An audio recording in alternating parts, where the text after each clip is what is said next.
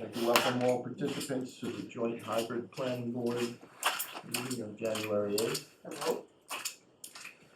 2024. Call to order, Ms. Creighton, Here. Ms. Delicio, Here. Ms. Foley, Here. Mr. Only, Here. Ms. Philbrook, Here. and Ms. Tenney. I know, Laura, you said you're here, so you can unmute. She's not. She might be on the train, which is delayed. Okay. All right. Looks like we have a quorum tonight. I'd like to remind all board members, guests asked to be recognized by the chair if you wish to speak. This meeting is being recorded. And first item up is acknowledgement of receipt of correspondence. And I forwarded today a letter from Lorraine Iavoni, mostly addressed to the task force, but I forwarded to all of us today. At this time, anybody from the, We also had an email from Mr. Golofsky. Mr. Who? Golofsky? For me? I think that's part of his packet. I think Part it's of the, part of his application. part of what we're going, Oh, it's not considered correspondence. Sorry. business. Oh my God, it's an application. Yael, are you speaking? I can't hear you. Okay, I said it was part of the application. all right. Okay, thanks. At this time, I'd like to allow anyone from the public who wishes to speak to the planning board with a limited amount of time, anything not on the agenda. Does anyone wish to speak from the public? It was a snowball. They moved Thank it. you. It snowed. Thank you. You're welcome. That was cleared up. All right, thank you. First up is a site plan review from the Calvin Properties LLC. This is a possible site plan approval to remove trailers and construct a building, which was approved by the Concom and the order of conditions. And the zoning board. ZBA. Correct. So I'll turn it over to Mr. Glovsky. Thank you. Mr. Chairman, just excuse me just a second. Laura just texted me that she's listening in the car, but that she was muted and by the, so she's listening. She can text me if she needs to speak, I guess. Okay? Sorry to interrupt. Thank you. Okay, so could you tell us what's going on here? Sure can. I'm Mark Lowski. I'm here tonight with Tim Brady, who, through Calvin Properties, owns property at 1 Beaver Dam Road, that I think you're all familiar with when we went on the cell signaling sidewalk. We got to view Tim's property from above. And the reason we're here is because we've had some back and forth with Paul Orlando as to whether we needed to be here. And we've been through this exercise before, and I don't know that any of you were on the planning board at that time, but in 2008, Tim added a second story to his property by way of a zoning board action. And there was some discussion at the time that took several months for the planning board as to whether or not we needed site plan approval. And it was based on whether or not the project was going to necessitate parking for 5 additional cars. And ultimately, the planning board said, after meeting after meeting, it was voted to advise the building inspector that the planning board recommends that he determine how many spaces are necessary for the 1 Beaver Dam Road Brady application, using his best judgment. Well, this time we've been at the Conservation Commission, and in October we were before the zoning board, and we were before the zoning board to modify essentially a series of decisions that the zoning board has issued for Tim's property, starting in 2001. In 2001, there was a variance that issued that allowed storage of property to be, or warehousing essentially, to be done on 1 Beaver Dam Road property. the reason for that is it's not a use that's identified in the table of commercial uses. Similarly, the parking schedule doesn't include a parking requirement for Tim's use. So that's how we ended up in that sort of quagmire in 2008. This time, Tim, after going to the Concom for this project, went to the zoning board, and we got permission to modify the 2001 decision, which allowed storage, but it had some conditions.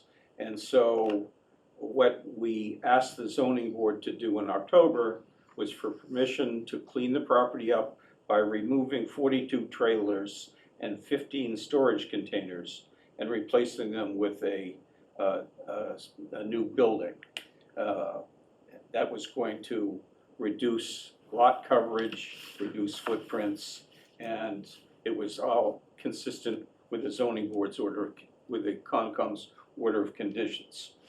I noticed in the packet that you sent for this meeting, you didn't include a copy of the zoning board decision. If you want that, I have them here if you feel as though you'd like to look at it. This is the October zoning board decision. I think think it's it in was our in our meeting pa- in packet. We do It's in have our it. electronic It's packet. Because in your, in the We in the have it. posted packet on your website, it only has the Conservation Commission order of conditions. It didn't have the zoning decision has the plans attached. I don't know if you, did you get I that? think it was in the, Oh, yeah. okay. that- Yeah, we- Perfect. The other thing I brought with me, just in case you had trouble reading, those plans are sets of plans that show you what Tim is proposing to do. I don't know whether you'd like these or not. Happy to share them with you. The ones attached to the zoning board decision are hard to read.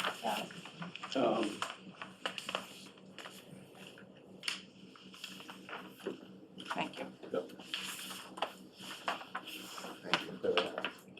So what the two plans that Tim is passing out show you is the existing conditions and then the proposed conditions essentially. And you can see on the second page, I think, of that package is, the second page is an existing conditions plan. I think it's flipped, we have at least mine has the proposed first. Yeah, Proposes first. and the existing is the second page. And you see along the northwesterly boundary, loads of storage containers and trailers.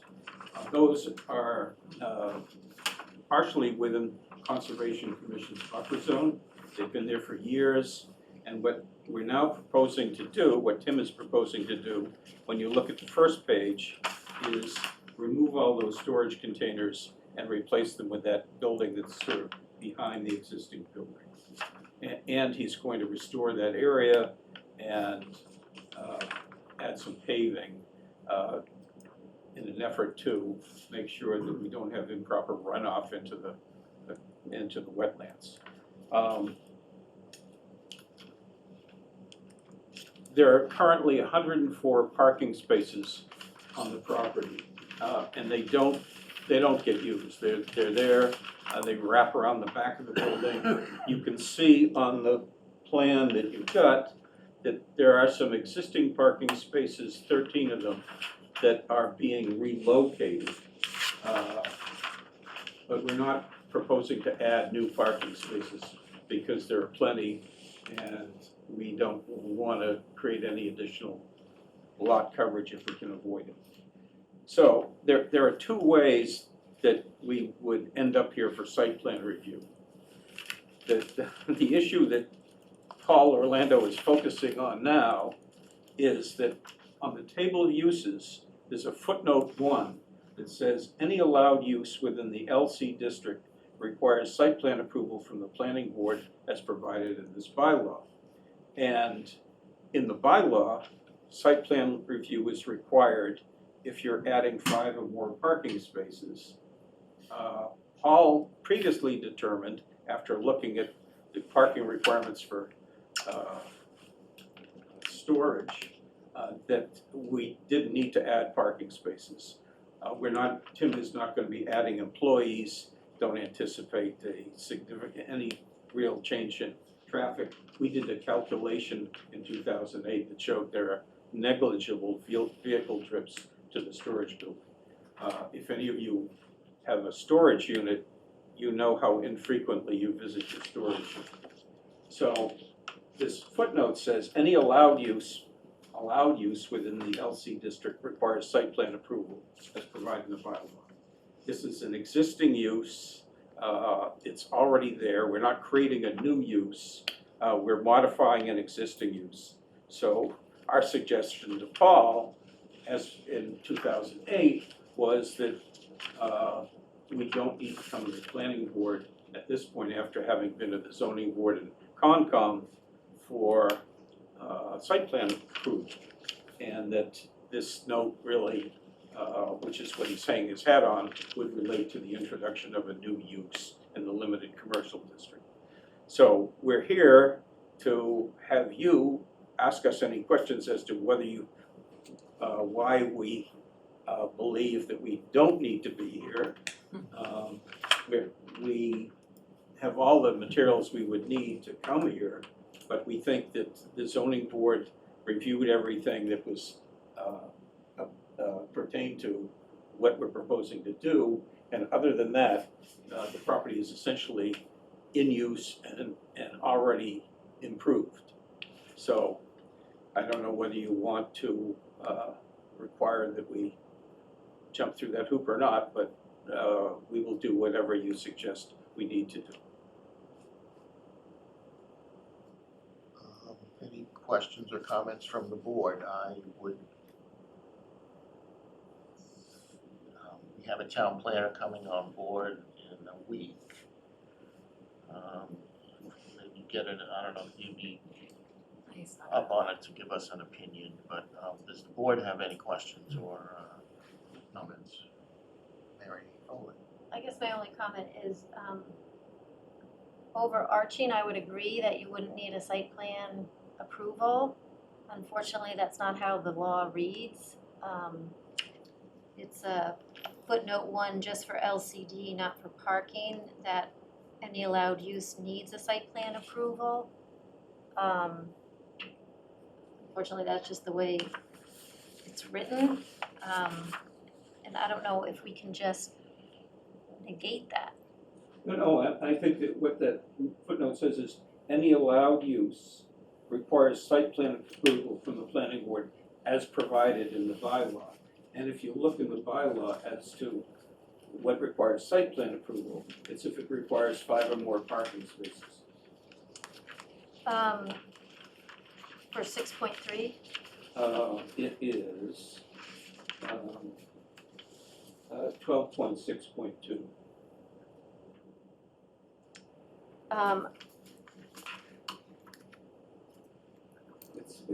It's the bottom of the page if you have the new ordinance. I don't have a 12.6.2. Yeah, there You is. don't have the new ordinance then. Is yours September of '23? Yeah. On the front? Mine's March, so we didn't change anything No, from they March. just, We they did. just changed the, you So I can- changed the numbering of paragraphs. Right, So- so The site plan review stuff was moved. it says applicability. I don't have an updated copy. Each, I'm looking at it online. So the site plan review for any new development, expansion, or change of use other than a single family or 2-family residence, which would, under the parking schedule, require 5 or more parking spaces regardless of the number of parking spaces pre-existing. And So it doesn't say new, it doesn't say, yeah. It's also under the parking schedule, but Yeah. the parking schedule doesn't have anything. So that's where we ended Right. up. So, but our table of uses also might give us, I mean, it seems to me that you're reducing pervious area, that you're consolidating things, you're kind of cleaning things up. You've been to the Concom, who has looked at water quality, from my perspective. And then our table of uses, if I can get back to that, where is after that? Says that, under commercial, under accessory uses. the accessory uses or structures on the same lot with and customarily incidental to a permitted main use on the same premises, including off-street parking, is allowed in the LCD. Why are we going to accessory uses? Well, I'm just trying to give us a opportunity here to move this forward. And it seems to me that this is, at least, I'm not sure it's an accessory use, but it's a structure on the same lot. And maybe it's not incidental to the permitted use, but it's actually reducing the footprint of the main use on the same street. And it includes off-street parking. And that is allowed by right in the LCD. So if you sort of count, do we have a square feet of the number of you know, the lot coverage of your units that you're removing? Looks like you've got to be removing more Yeah, square it- footage of You have it in the zoning summary on the plan that I gave you. Okay. On the upper right-hand Oh, I see, a nice little table there, yeah. you can see that it shows you how we're reducing lot coverage and, I thought there was, oh yeah, parking spaces staying the same, it says 104 before and after. Total structures and impervious surface existing is 238,000 square feet, and the proposed is 193,000 square feet. Is that correct? Yes, So you're reducing the impervious coverage from 81% Exactly, yeah. to 65%. So it seems to me that that you could make an argument that it was incidental to the permitted main use because it's diminishing the impacts of the main use.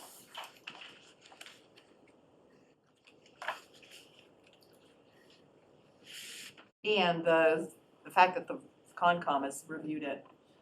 and I think, you know, that site plan entails lots of different things, lighting, landscaping, you name it. This is already an approved property, and so we feel as though we're in a different situation. And we don't feel as though we're introducing a new use. I know, and it says any allowed use, I don't know what they mean, I know. because we're not an allowed use, we're a use by variance. But you have been allowed it by variance. We're already allowed, and we went through the same thing when we expanded the building before with Paul. And I don't ever remember, I don't know when this footnote was introduced. Last November. Was it? No, it was in, we took all the footnotes were verbatim from the prior version of the, Oh. so I don't know Yeah, when I it was don't know introduced, yeah. I've tried to figure out, Yeah. if you look in the back of the zoning Yeah. bylaw, it says when things were done, but it doesn't refer to the footnotes. The footnote, yeah, anyway, we could, Can I ask another question? Are you gonna change how you move around the property at all? No, it will stay the exact same. Right now, it's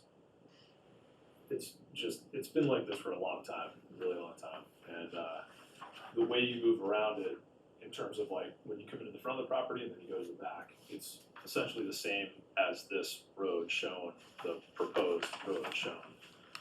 It's just that there are some storage trailers on your left as you're going. If you're going up that road this way, you know, you've got trailers on both sides, whereas now it's just going to be like a nice building. And the road's gonna be paved. The road will be paved, yeah. And on your left this will all be field right here. I own the farm stand in Manchester, Utopia Farms, and we're gonna do, like, our cut flowers are gonna be grown on this field mostly. It'll be some, like, you know, pollinator habitat where we just like let it grow tall and then we cut it in the fall. But it'll be also cut flowers. So when you drive up here, you'll see a field and flowers and whatever here, and then we'll have the building as shown here, which is everything's outside of the 100-foot buffer zone, like how we've designed it. That's why it's got that weird corner on the building. is to keep it on a 100-foot buffer zone. And with respect to the butters, there are two abutters, trustees of reservations and Cell Signaling. And Cell Signaling's been supporting Tim, and Tim's been supporting Cell Signaling. And both Cell Signaling and Tim have been in constant contact with the trustees. The trustees generally don't vote to support things, but they, in this case, certainly aren't opposing, and they've reviewed these plans, they're reviewing. So we're actually, Cell Signaling's meeting with the trustees to go over lots of different issues, but the two abutters we have don't have any problems with the project. So then I guess I would propose that on 12.6.2.1, it clarifies any new development, which you're not doing, expansion, which you're not doing, right? They are doing a new development, they're We building a are- new building. We are expanding, expanding to some extent. We're eliminating 50 some odd, how many, 50 something Yeah, 50. trailers and containers, and the building we're replacing with it is 3 stories. So it's gonna have more volume than the trailers. Gotcha. I was trying to find a way. Oh, well, square footprint of the building is gonna be way smaller Yeah. than like if you add up all the trailers and the containers and all that stuff that's over there.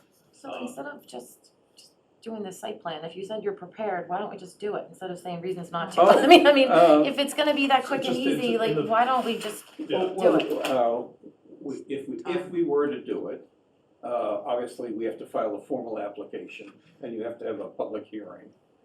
And then if you look at the site plan review requirements, there are a lot of things that we have to do that are rather redundant because they're existing conditions, and we can do it, but it just will be expensive and time consuming.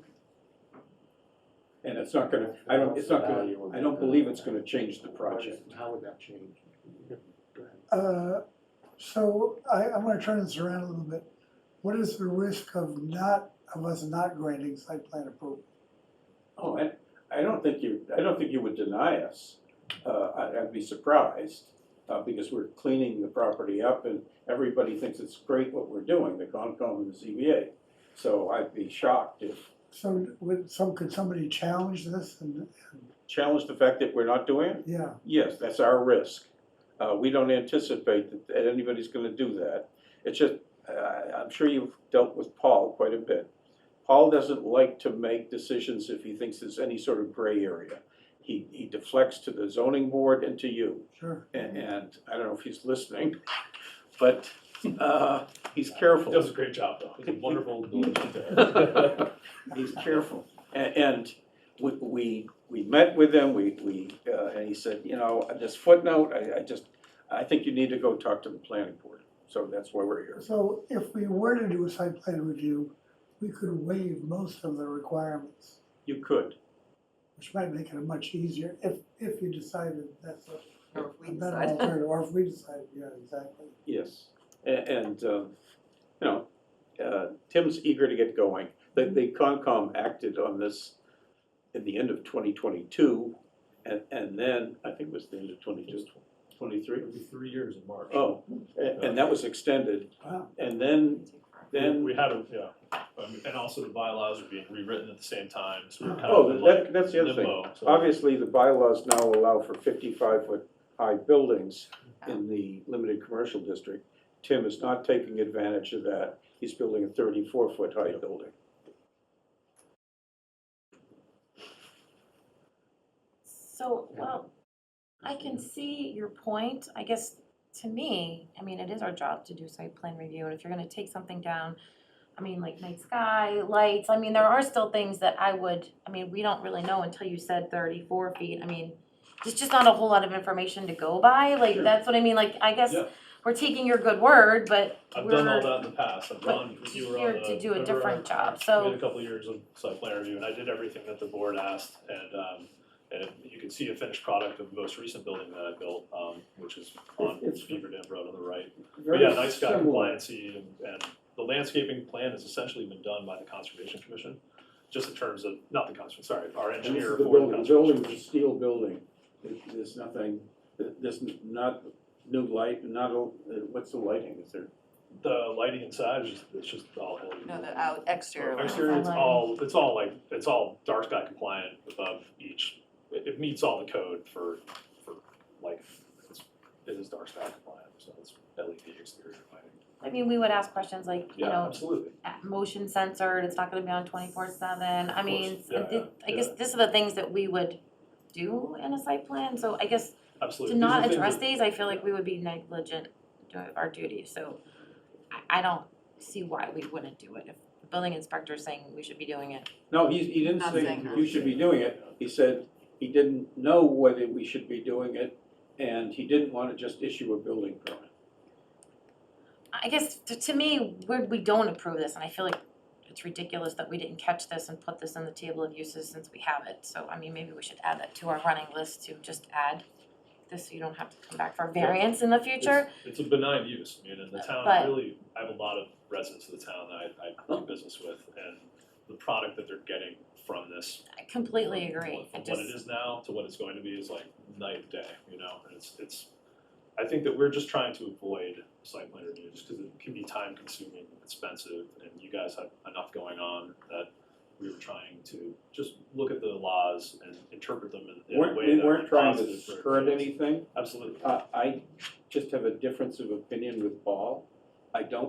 And last time when we did it, I think the footnote was there, it was all about whether or not the project was gonna necessitate 5 additional parking spaces. We went through all sorts of calculations with Ball.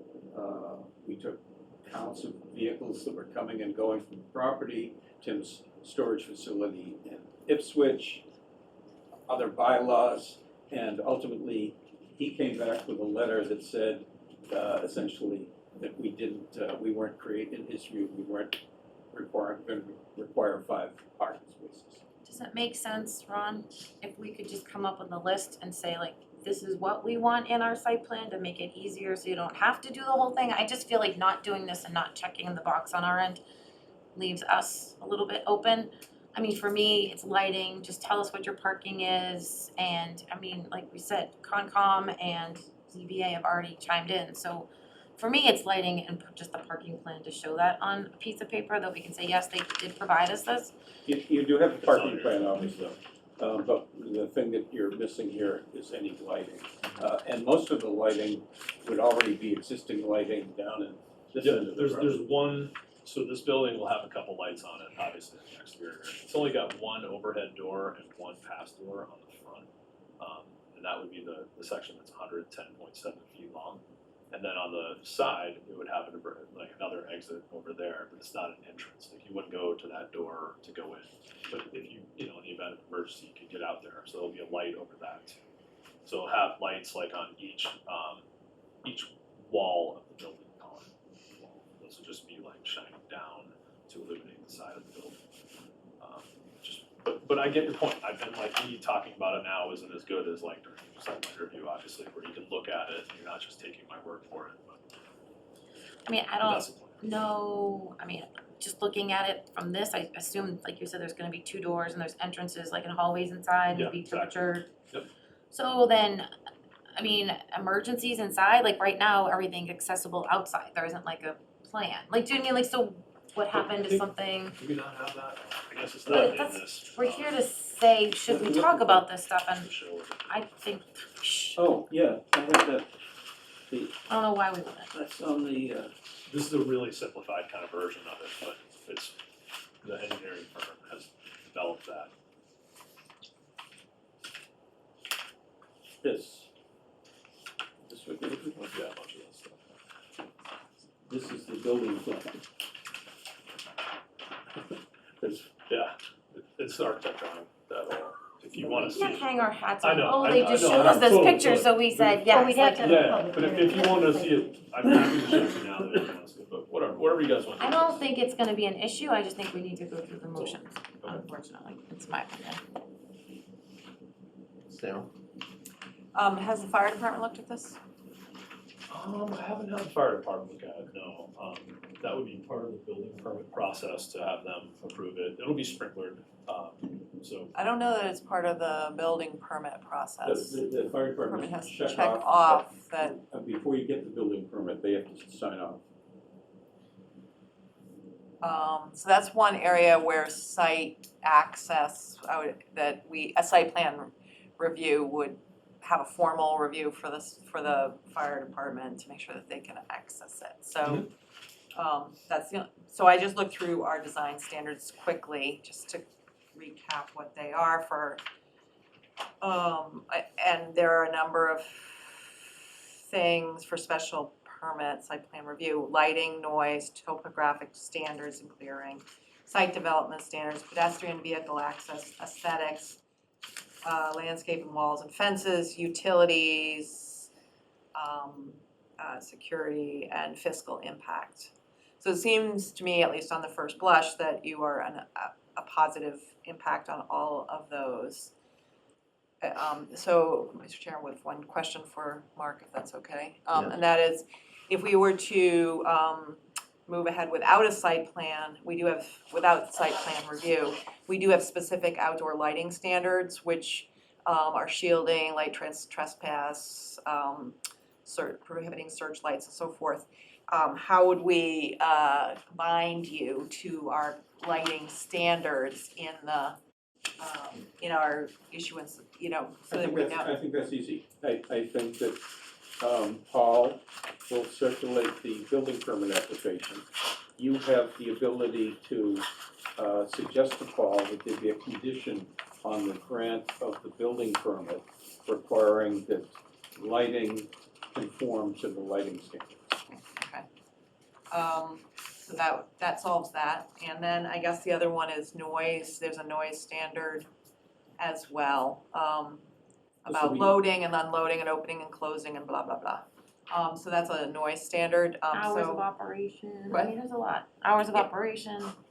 so I would suggest that if we wanted to, that we would want to make sure that the building permit, or, advise the building inspector that the building permit include compliance with section 6.3.4 and 6.3.5. Obviously, there's already this use there. Yeah, it's already, So, We've been approved for the hours that we the do same now, the other hours buildings, as have been previously approved. but if it's, And the planning board looked at the other building was built recently in 2017. 2017. And In a ZBA. if you, So the planning board, we did site plan review on it. we did site plan review on that because it's an abutting, but a separately owned piece of property by Tim. Different entity owned it. It was a piece of property that was created by Tim combining a piece of his with a piece that came from John Donovan from the MAC. And so that, You would think it was part of the property, just like by looking at it, but, legally, the way that the deed and whatever, had to have a different entity that owned it, so that's why we did site plan review for that property. It's And, contiguous. the planning board was accommodating. I don't know that any of you were on the planning board in 2017. Pretty old. that doesn't make you old, So you it just means remember- that you're you remember seasoned. Experienced. I remember going through a lot of hoops, rain gardens, all kinds of That was a while.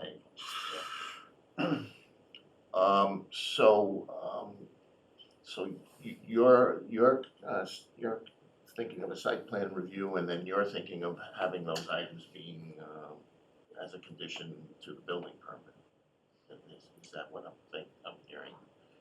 Without a site plan review, is that what you're? That's what I'm thinking. I just feel like this has been reviewed, and if they didn't have the Concom or the ZBA review, then I would think differently, but, and I would say that that section I read earlier gives us that license to advise the building inspector that accessory use, An accessory use. No. no, it's not an accessory use, you're right, or structure.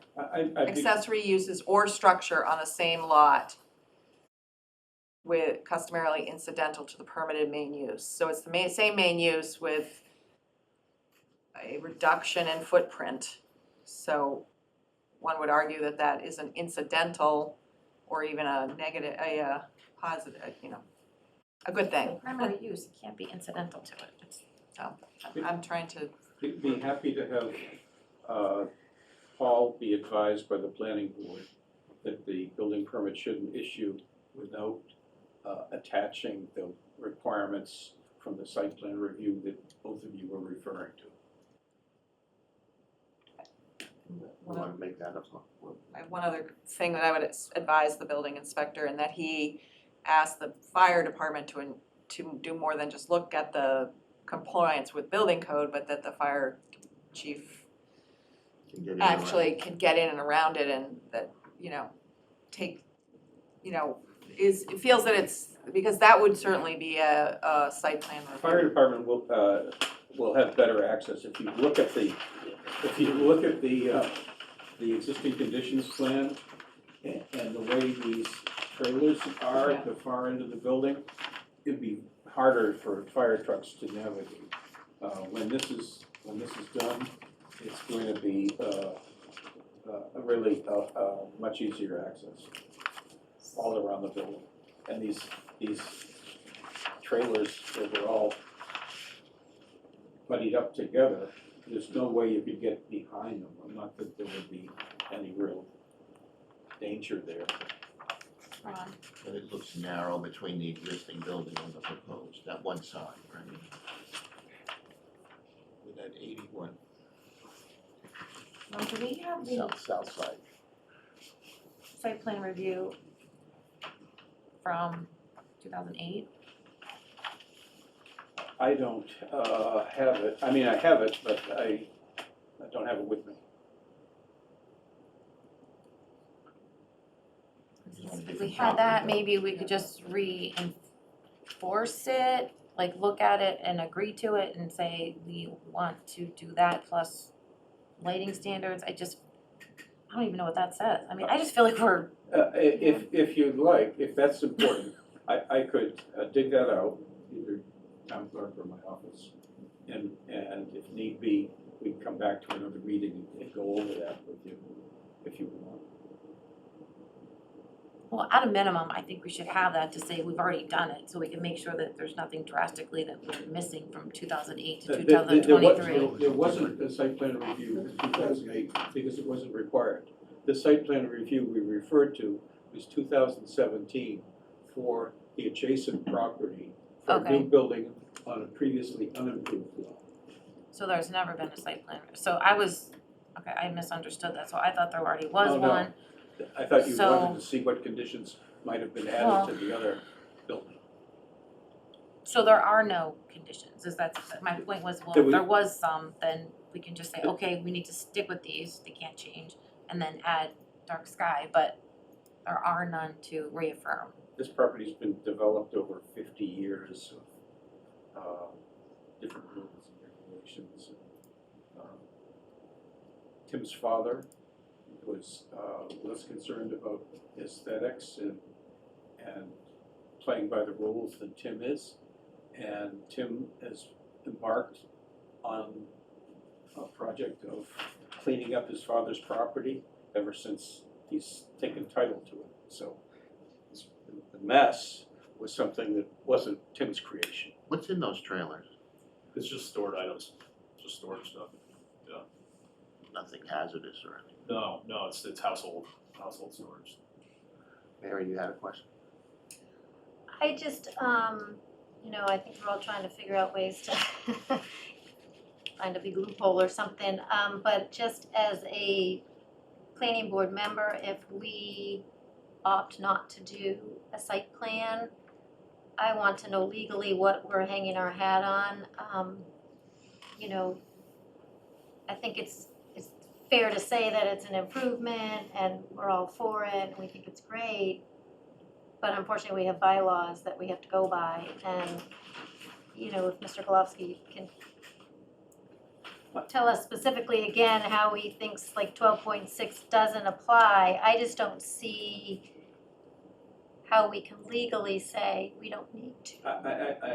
I would suggest that, with all due respect, that what you say is, this is an existing use.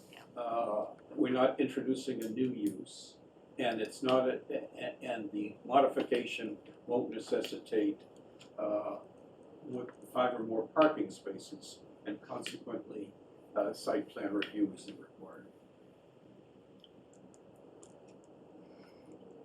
So I guess my only thing with that, interpreting 12.6, excuse me, 0.2.1, is it doesn't say require 5 more parking spaces, it just means that it's a site that needs 5 or more parking spaces. I think what it says is that if the project would require an additional 5 or more parking spaces. It says require 5 or more parking spaces regardless of, Of the number of spaces Pre-existing, yeah. existing. so I just don't read it as a new development, expansion, or change which would require 5 more parking spaces. I agree with you. Okay. And when Paul did the calculation for the building in 2017, he came up with something less than, for that big building, less than 5. And when we did the addition in 2008, he also came up with less than 5. Oh, so your point is that you don't think it needs 5 parking spots at Correct. all, even though you have And 104? And Paul, Gotcha. that's the conclusion that Paul came. Gotcha, okay, I don't know, this time, instead of talking about the 5 parking spaces, Paul is talking about note 1. That's, and That's the use issue. It's not I in didn't believe that note 1 was applicable in this instance. And he's not sure, and that's why we're here. so is there an employee on site? It's just myself and I have 1 employee, yeah, So you have so that's 2 parking spots. out of 104. Out of 5. Yeah, I'm just trying to see if we can get below 5. Oh, but Oh. Those exist. the employee Exactly. and Tim are already there, taking care of the rest of the property. So there are no new employees. No, and I think might be talking about 2 different things, because I don't read this as saying it needs 5 more. It just means that it's a site that needs 5 or more as a That the project site. would require 5 or more. Yes, just that the existing land use requires 5 or more parking spaces. Yeah, I think what Mary's asking is, if this were a new project, a brand new project, on a vacant piece of land, how much parking would it require? Yes. Well, we did that in Yeah. 2017. Yes, I And know it this was less well, than yeah. 5. Yeah, And when yeah, it it's less costs- than 5, yeah. It's less than 5. It's less than 5. Yes, Okay. yep, So correct. you've got yourself and an employee, and then with people come in and out of the storage, that's not really parking. Yeah, It's probably not 3 people in a day. Right. yeah, it's very, very bad. Okay. Actually. We have access control history that I can like look back. and I'm see. looking at it right now. Yeah, there you go. So you can, I can So if that tell comes it's like in a under half a 5. 10 each day or something like that. Yeah, it's not, it's very minimal. Okay. I'm just curious, is this a pre-engineered building? Yeah, exactly, pre-engineered metal. Is it heated? Yep, it's heated, air conditioned, dehumidified, sprinklered, all LED motion sensor lights, we'll have an elevator, just like the building that we did in 2017, very, very similar to that. And it's for storage unit, personal storage unit, Exactly. so you're not doing boat storage or No, no boats, no car cars. storage or Yeah. that kind of stuff. And Nope. so the LCD does prohibit any toxic materials in the LCD. We build that into our rental agreement. I mean, it's, Okay. at the end of the day, you guys know, like, I really stress, like, don't put flammable stuff. in storage. Actually, It's in my best interest too, but Actually, so it's in our rental agreement. the rental agreement says, storage of food, liquid, hazardous materials or liquids, flammable materials or liquids, propane, oil, gasoline, etc., toxic materials or liquid of any other substance deemed dangerous or hazardous is strictly prohibited. And Tim has the right to terminate leases if they violate that. Did you find the parking spots? Pardon? Oh, I thought you were looking Parking how pa- many parking it was required in Oh. 2017. No, I just have a note here, looking at an email, it says, when your architect, Ken Savoy, in 2008, said that all agreed that no additional parking would be required due to the nature of the self-storage business that generates only occasional and sporadic use, and also because the amount of parking currently available is adequate.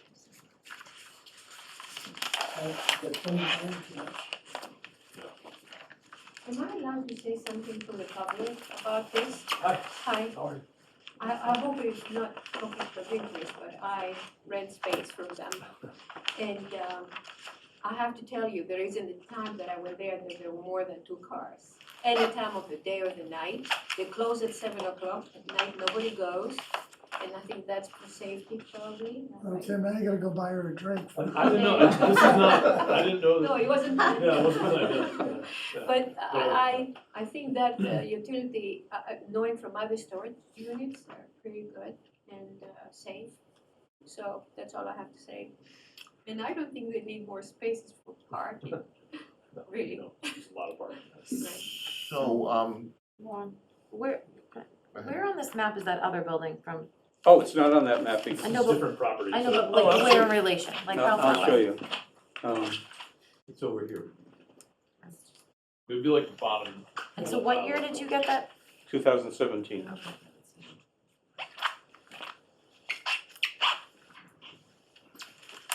Can I ask one more question? yeah. Are the 104 parking spaces paved? You have the pervious area, Yes, they are, for the most part, impervious. yes, they are all paved. Yep. And my final question was about utilities.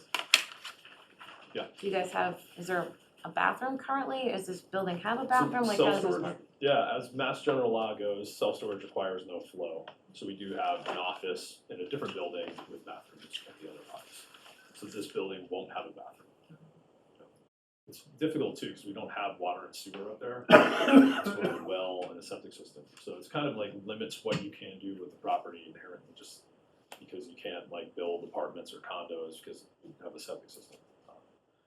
But yeah, but to answer your question, the building will not have a bathroom. There are bathrooms in another building by the office location. Laura, any comments? Ron, can you hear me? Yes. Yes. That's Gail.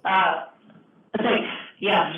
I had heard the applicant mention a field for growing flowers, and I didn't see that in the plan, but I just want to confirm that aside from storage, that there were no fuel tanks or chemical storage or anything else that was in the vicinity upstream of the wetlands. That was my only question. No tanks whatsoever, no. The answer was no, Laura. Okay, thank you.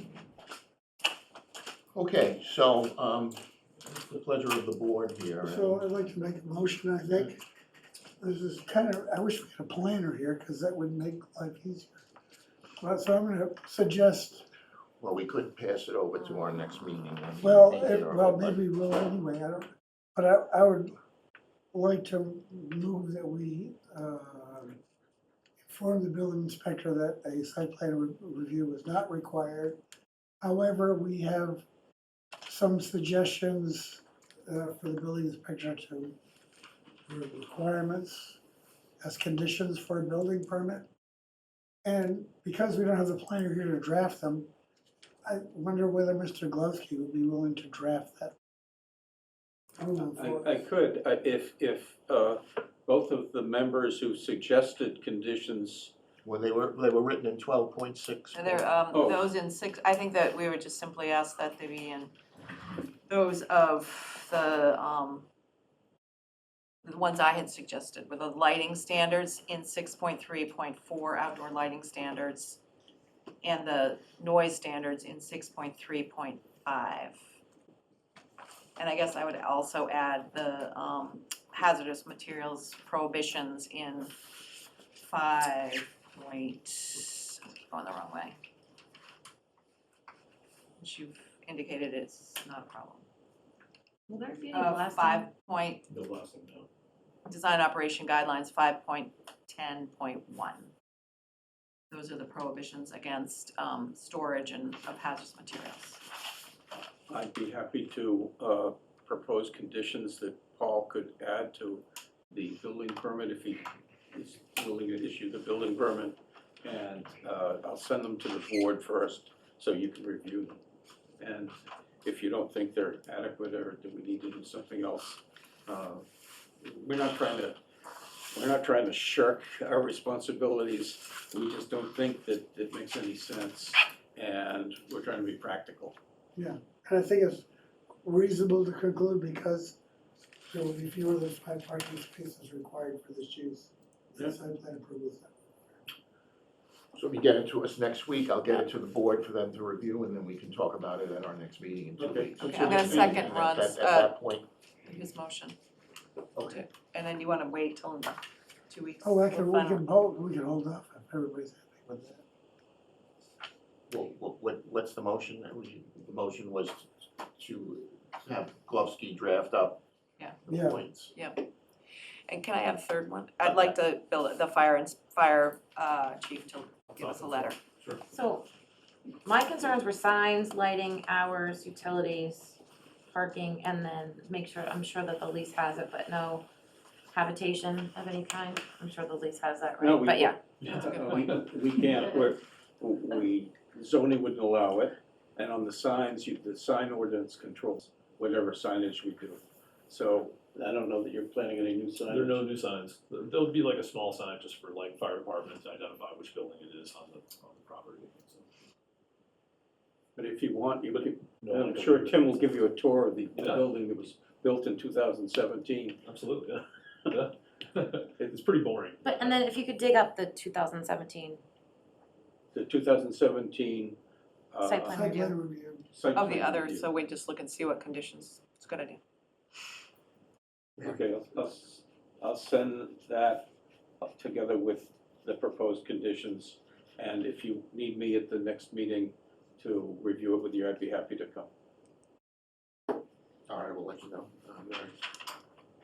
So are we making this determination based on a reading of 12.6.2.1?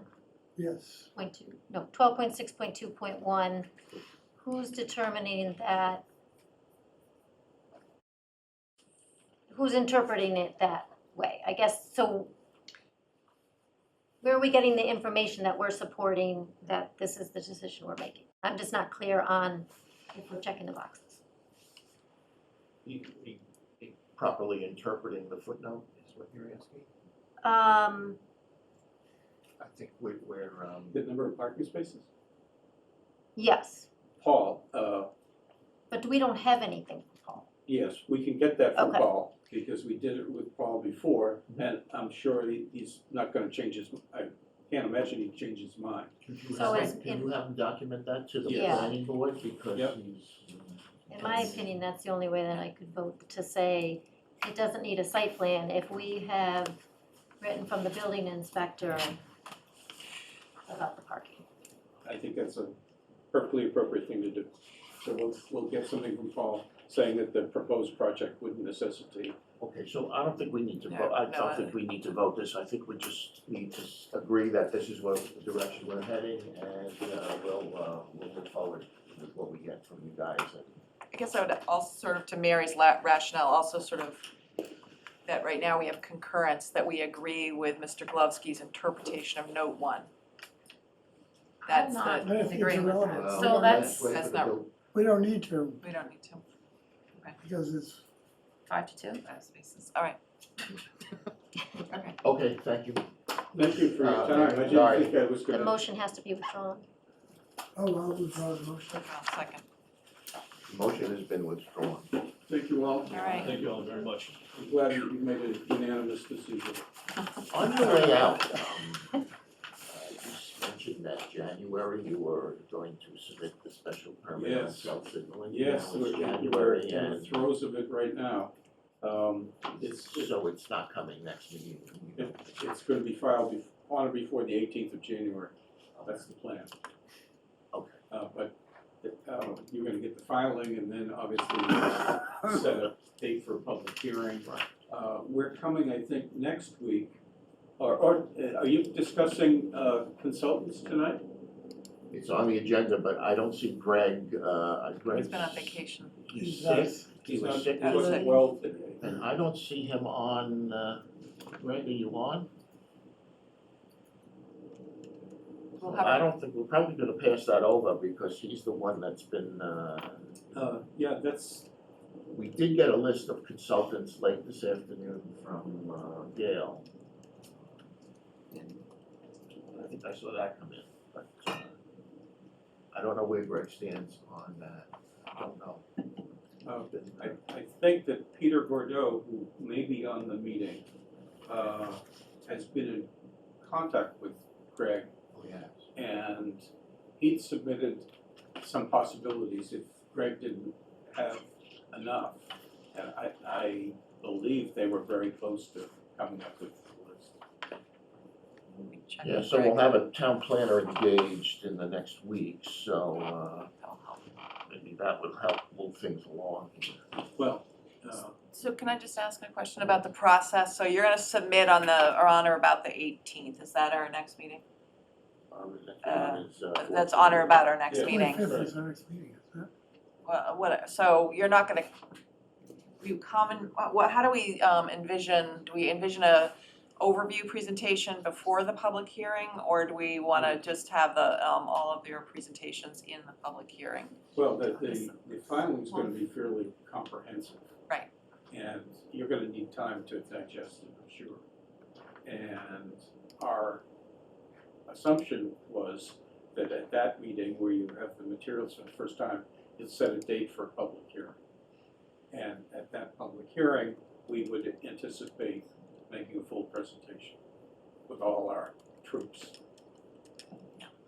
It might be, So I envisioned it a little differently, but, there was gonna be consultants with specific, the public hearing would include the consultants. No, I A think traffic, no? we're gonna submit Without- a traffic study.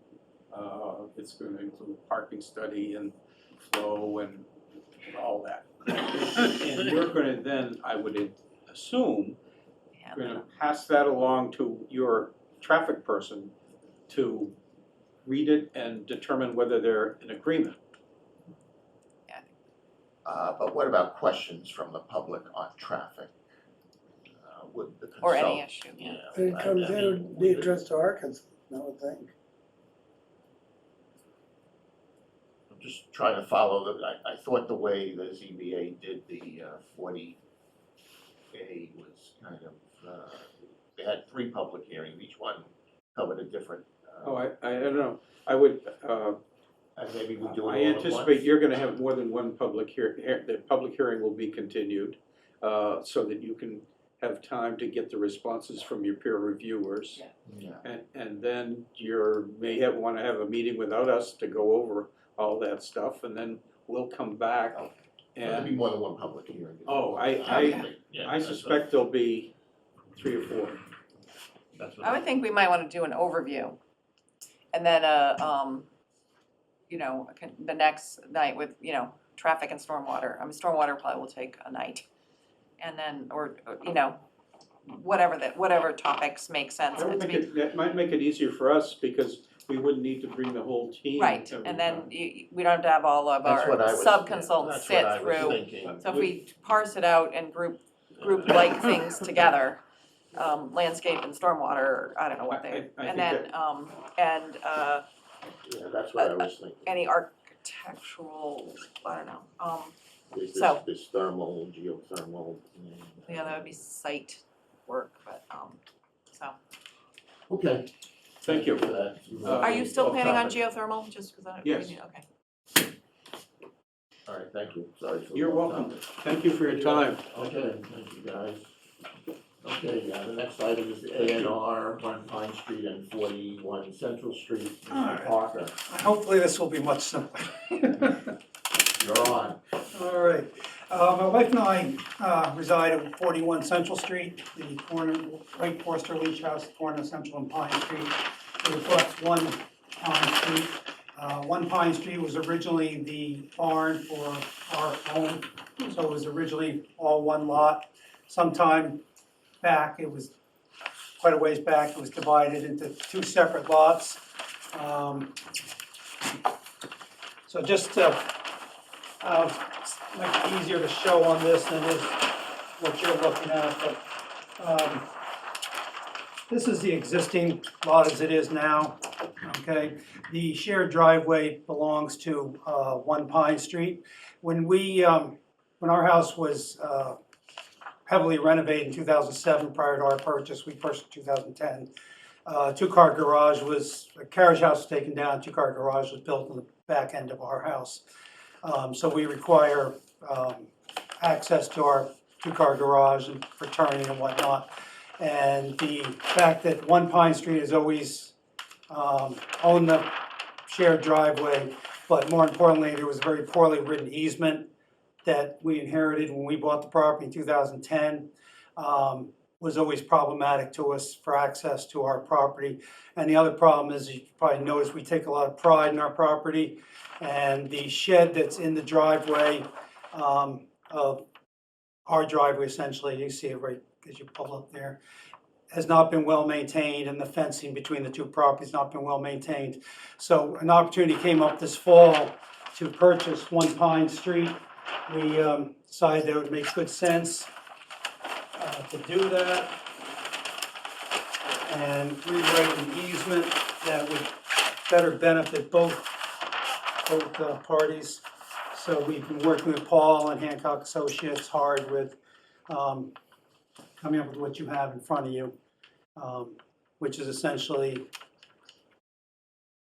the lot is One Pine Street remains over 6,000 square feet. The frontage is not reduced. The setback to the structure is not reduced. One Pine Street has how much frontage?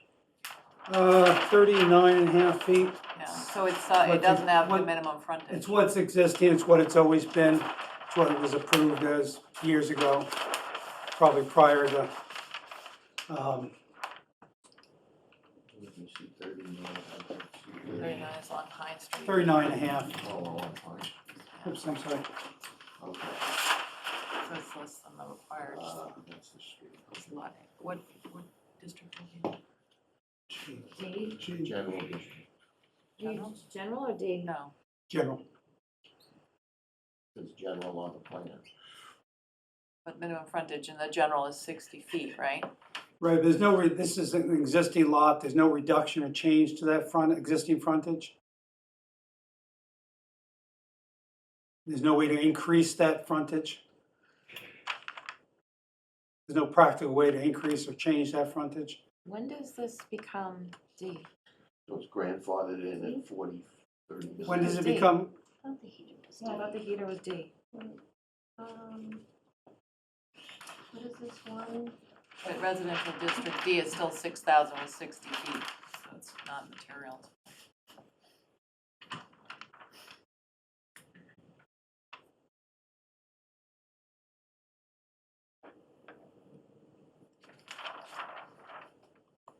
Is it one pine?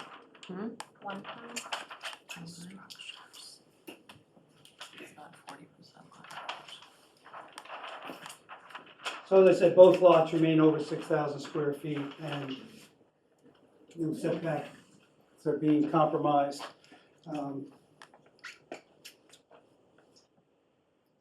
Paul studied it very hard and Paul wrote to us that he didn't have an issue with this, just for the board's information. Can you see that? You have a question? Well, Sarah? so One Pine Street currently has 39.5 feet of frontage on Pine Street and some number of feet on, Maybe 19. 19 feet on Central. So the sum of those is 40 and 20, is roughly 48 feet, right? And you're reducing So 60 what's, feet, yeah. yeah, so 60. what, how does One Pine Street access their property? Well, they're through, on the same, they're going to access the same shared driveway. We're just gonna grant an easement to them for access to their parking spaces. But an A and, I understand, but an A and R says that there's access, and the shared driveway is a legal matter between the two parties, but in fact, if that doesn't take place, there's no access to One Pine Street, the back of One Pine Street. It's still the case. What? It's the same. No, but currently they can drive, look at the existing, they own access. It's the same driveway, Off it's just a Central. different color. Right, but the same as us, we didn't have any ownership of the driveway, yet we were granted access to our, Yeah, but you have plenty of frontage on your, but nowhere for a driveway. I mean, the shared driveway is yeah, it's about that, it's, required by, I feel like we're taking a non-conforming lot and making it less non-conforming. I mean, I understand why making you- it less non-conforming. Yeah, One Yeah, Pine I Street. agree, we're making it less I non-conforming. mean, more non-conform, more non-conforming. I mean, I understand why you wanna do it, it makes perfect sense, but I don't think it's an A&R. Yeah, I don't know, it doesn't meet. It strikes me as a non-conforming to the ZBA. Mhm. Hate to say it, but Because why? is Because they're not, I'm sorry, you're making a non-conforming lot more non-conforming. You're taking, if you take the sum, you know, you're supposed to have 60 feet of frontage. This lot probably predates zoning. Oh, that would be, but you have 48 feet of, or if I not math, if I'm 58. Almost. Oh, almost 60. So currently you have almost 60 feet of frontage on Pine and Central. So it's not contiguous. Agreed. But now the only frontage you're gonna have, and frontage is the requirement for A and Rs, is 39 feet on Pine Street. And your access is subject to something that is, to us, illusionary. We don't know. You're landlocking it. Yeah, you're essentially landlocking that parcel. Except for the So- easement, What? except for the easement. Well, So I how mean, about, there are properties that only have street parking. If they were landlocking, I'm not quite, there are properties that only have on-street parking. I mean, we're not required, we're gonna grant parking spaces dedicated to that, but they're not required to have parking spaces. oh, you are required to have parking Okay. spaces. So my suggestion would be maybe just to turn this over to town council. Let's not, Did Paul give you any reasons why did you talk to Paul Orlando? Extensively, multiple What times. was his reasons for approval? Did he give you any? For approval, he saw nothing that would disapprove it. He studied it very hard. frontage alone is an issue. When was What's this the one? pleasure of the board want to do? So- There's a copy of the previous A&R. Do we have that? It probably predates zoning, I think it predates maybe. it. I mean, we're making 41 more conforming. That's true. I just don't know how you can get rid of all frontage. Right. Like legally, you can't, you just can't say an approval not required and have no frontage, even if you're gonna give an easement. We can't consider that in our review. Now you say no frontage, you mean, You're removing the frontage from, Central Street. The frontage that provides access. yes, right, but we're making the frontage on this lot. but the frontage needs to be on the street. Right, but we're increasing the frontage on this lot. Doesn't matter. You Yeah, need but both lots have to have That's conforming. frontage. Right, well, this one does. Not enough. No, but it has what was previously approved. That's not what we're being asked to do. You had I think the 39. board is a little conflicted here. I think maybe we should get an opinion, from town council on this. So I've not Ron. seen this, but this 39 plus this, I'm wondering if that's how this got approved before they added the two. Still doesn't get you. I know, but I'm just saying maybe, well, it's 39 and then I don't know where, is it 7? 39 and 7 and almost 19? It's really close, And almost actually. 19. That's close to 60. Ron, This- there's a hand raised from Mr. Small at Hancock. Hi, if you don't mind, may I Yes, chime go in? ahead, Mr. Small. Could you identify? Yep, I'm the surveyor. I know you're saying that we're cutting off access, but it's got frontage on Front Street. That's its access. It doesn't have vehicular access, but it's got access. And I didn't think you could combine the two frontages on two different streets to maintain full access. So the 39 and a half is the frontage it had. I'm just trying to figure out how they approved it before. So Well, this, apparently it was approved in 1987. that's what I'm trying, well, then we need that report. It was approved in 1987 under the two buildings on one lot. So the property lines were created at that point, which really had nothing to do with zoning. It was just arbitrarily created the way it was So when was it split? in '89. So then that's definitely post-zoning. That's right, but it got approved under the two buildings under one lot, that the buildings predated zoning. So it didn't need to, it has by right the ability to divide the lot if the two buildings existed prior to zoning. So that's how it was originally divided. Go ahead, Sam. I'm looking at the ANR handbook. We have to, in order for us to find this as a subdivision lot not required, which is an approval not required, there are 3 conditions. The lots shown on such plans must front on one of 3 types of ways. So it does, they certainly have frontage, doesn't. The lots shown on the plan must meet the minimum frontage requirements as specified. So it does not do that.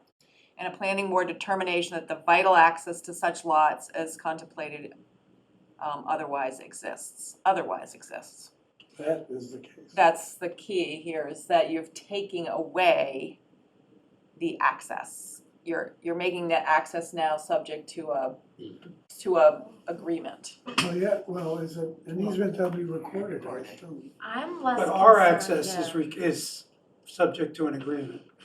Currently, But it does have access, it has access on Pine Street. But It no, just it doesn't doesn't, have not, vehicular access. Not vehicular, not vehicular. you have to get back. So does the easement come with the deed?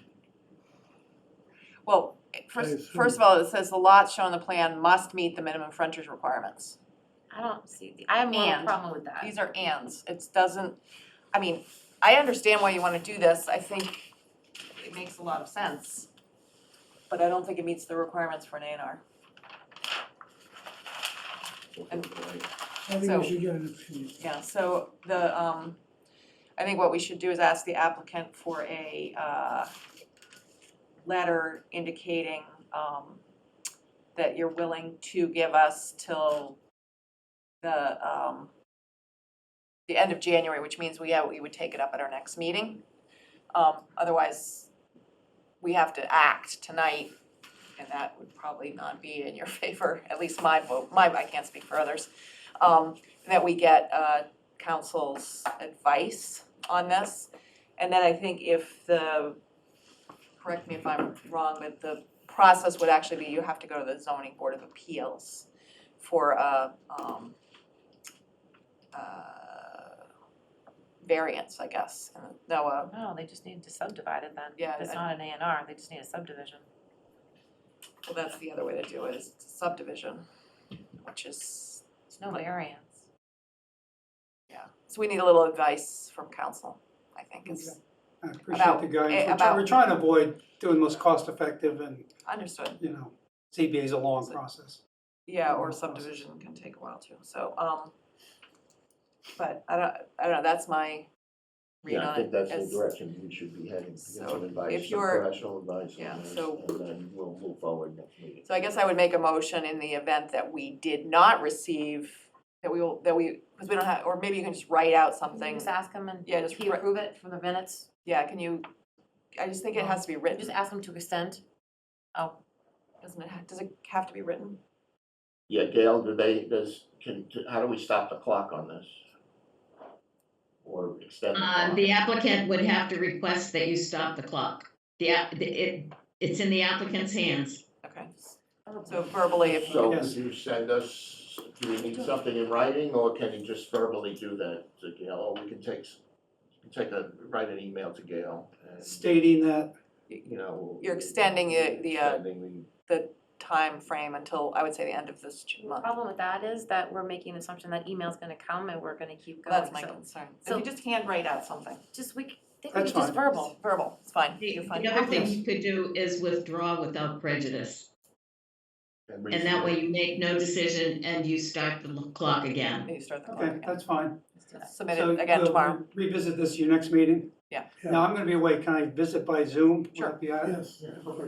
Yes. Okay, Yeah, I have a withdrawal without prejudice form and I can get that to you, Jeff. thank you, Gail, I appreciate it. The other thing is if we get council's input prior to the meeting, I think we could send it to him. Okay, that would be wonderful. All right, thank you, Okay, thank you. thank you. Oh, no, You probably have this in your archives somewhere. All right, thank you. Okay, next up, A&R on 17 Bennett Street, Mr. Shaw. And I think any like background information you can provide us and dig up, that would be helpful. That might help. Yeah, I mean, I'll see what Hancock Associates has. Yeah. Sorry, Yeah, I don't know, okay, sorry. that goes back. Oh, thank you. Okay, Mr. Shaw, you're up. Welcome. Would you mind gathering those plans and giving me them all back, please? I'll put them downstairs at the mailbox. Perfect, thank you, but everybody's, thanks. Oh, everybody. Well, so you have them for the next meeting.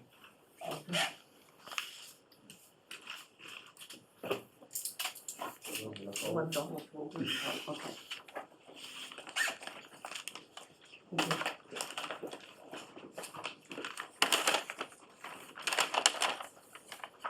This one's a little easy. Mr. Shaw, are you ready? Hello? Who's presenting here? Like he's frozen or? Step away. You ready? Yes, You ready for Bennett Street? yes, Bennett Street. Can you hear me? Yeah, I'm on Zoom, Alan Sharp. I'm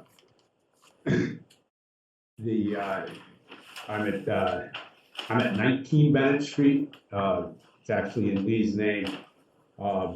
There's a house that's being built on 17 Bennett. We access our property through a right-of-way through their property that's shown on the plan. What we're just trying to do is to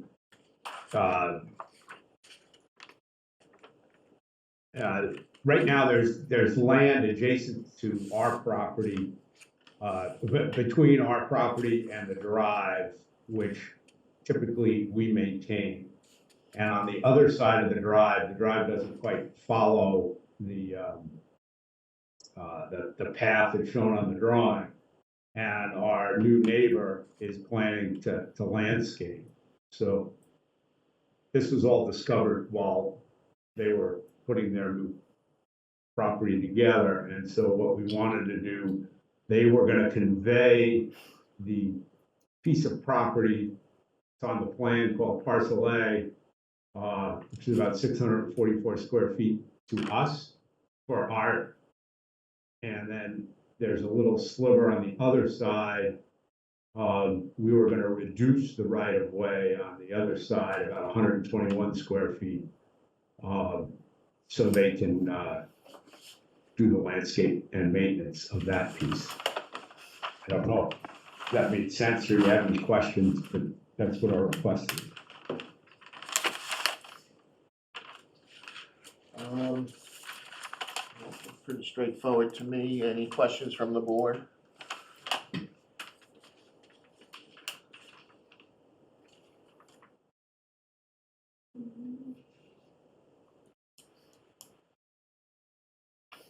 No questions? Any motion from the board? So it's still a common driveway? Is that correct? Yes, there will be a common driveway.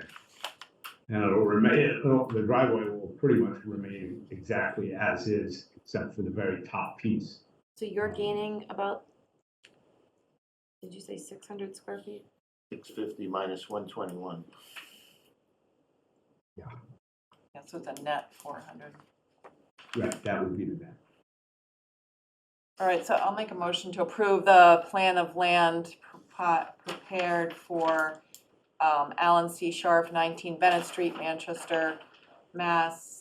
Of 17 Bennett Street by Hancock Associates, dated So 12/19/2023, as that we endorse the plan as approval not required. So where's the frontage? Where's So the frontage? So that's my mo- Can we go back to the three things? I'm just saying, what do we? Is it 17 or 19? So the applicant is 19 and the Property is property is 17. 17. So we put it on frontage. 78 on the 17. To me, this is a little different because this is not taking away or changing the frontage, regardless of where their frontage is. You're not taking away or changing their access, you're just doing the right-of-way still remains. There's, as opposed to the other, which is we were actually removing the access off of. I mean, whether these parcels remain in the current ownership or in the future ownership, it doesn't change at all the access or, so I think it is different. No easement. Right, this is just a small sliver for a small sliver, for a smaller sliver. So, Just, number 2 is minimum frontage, which there is none, so I'm just not sure how we get past that. this lot already exists.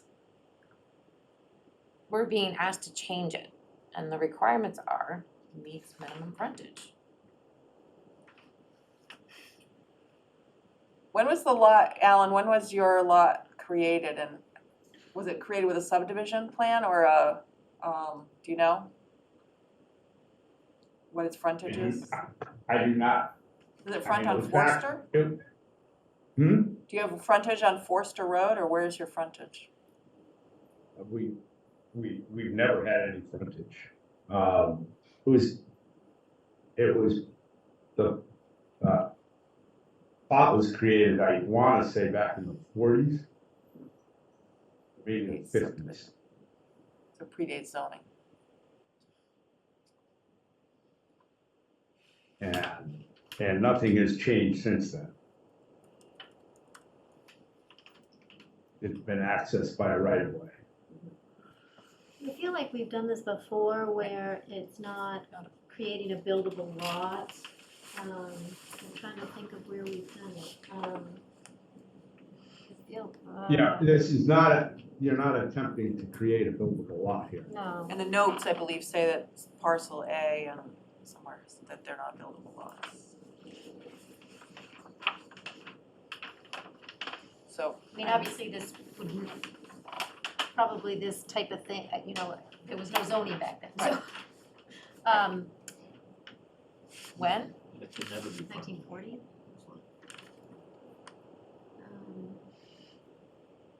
right, it's, in this case, we are not, the other case, we're taking away some portion of frontage.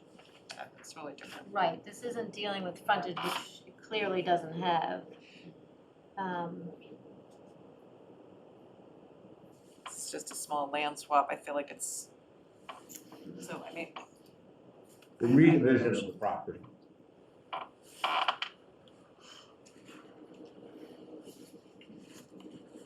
I made a motion. So you were making a motion to approve this as it. a, Is there a endorse second the, on endorse the, Endorse it. yeah. I'll second it.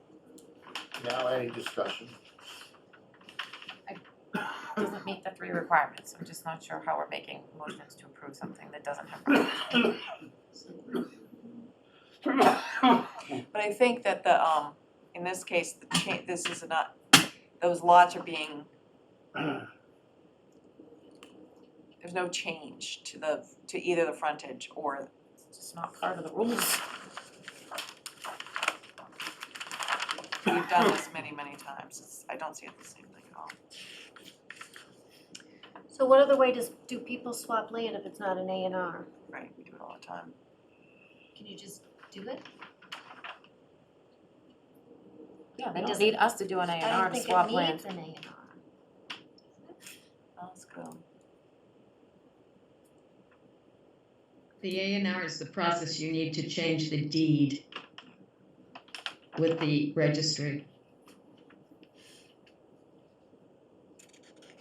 I'm just wondering if they could just, I'm selling this piece of land, they could just do it outside of the boards. It wouldn't be accepted by the registry. No, I don't think so. I think if it existed before zoning, that's a different situation. Do we have a deed? I don't actually. It says we have it, I don't see it.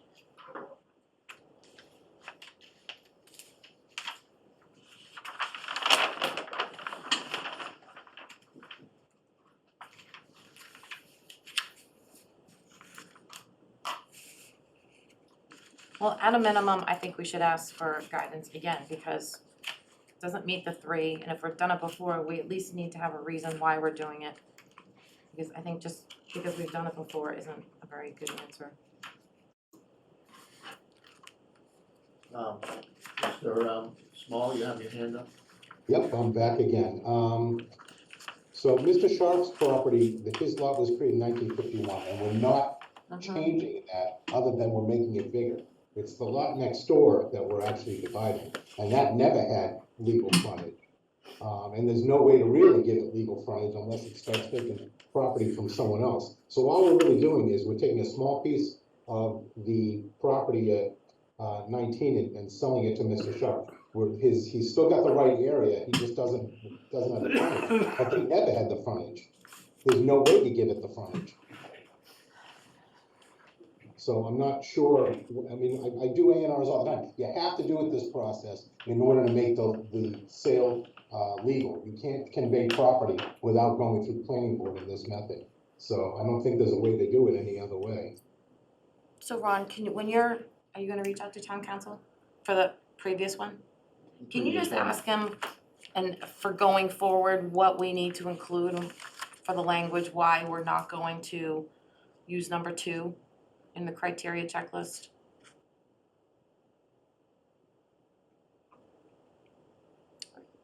To Paul or to the Town town council. council? Because I'd be curious what the building inspector, how he's looking at it. I guess both of them. But I mean, I think we need something in our file to say this is why we're hanging our hat on you don't need frontage. Maybe you get that from the building, go ahead. So I'm just looking at this A&R handbook. Suggests that the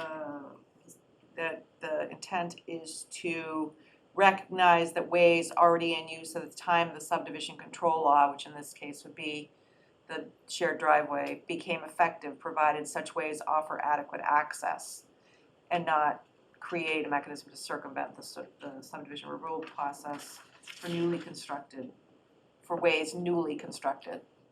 So, like paper streets.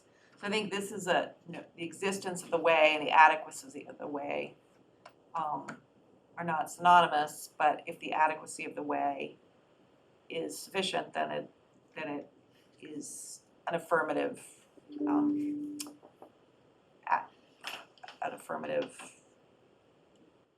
don't want to use the word way,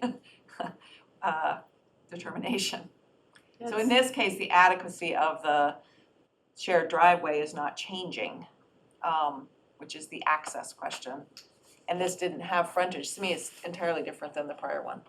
I don't disagree with you that we can get, but we have done this 100 times.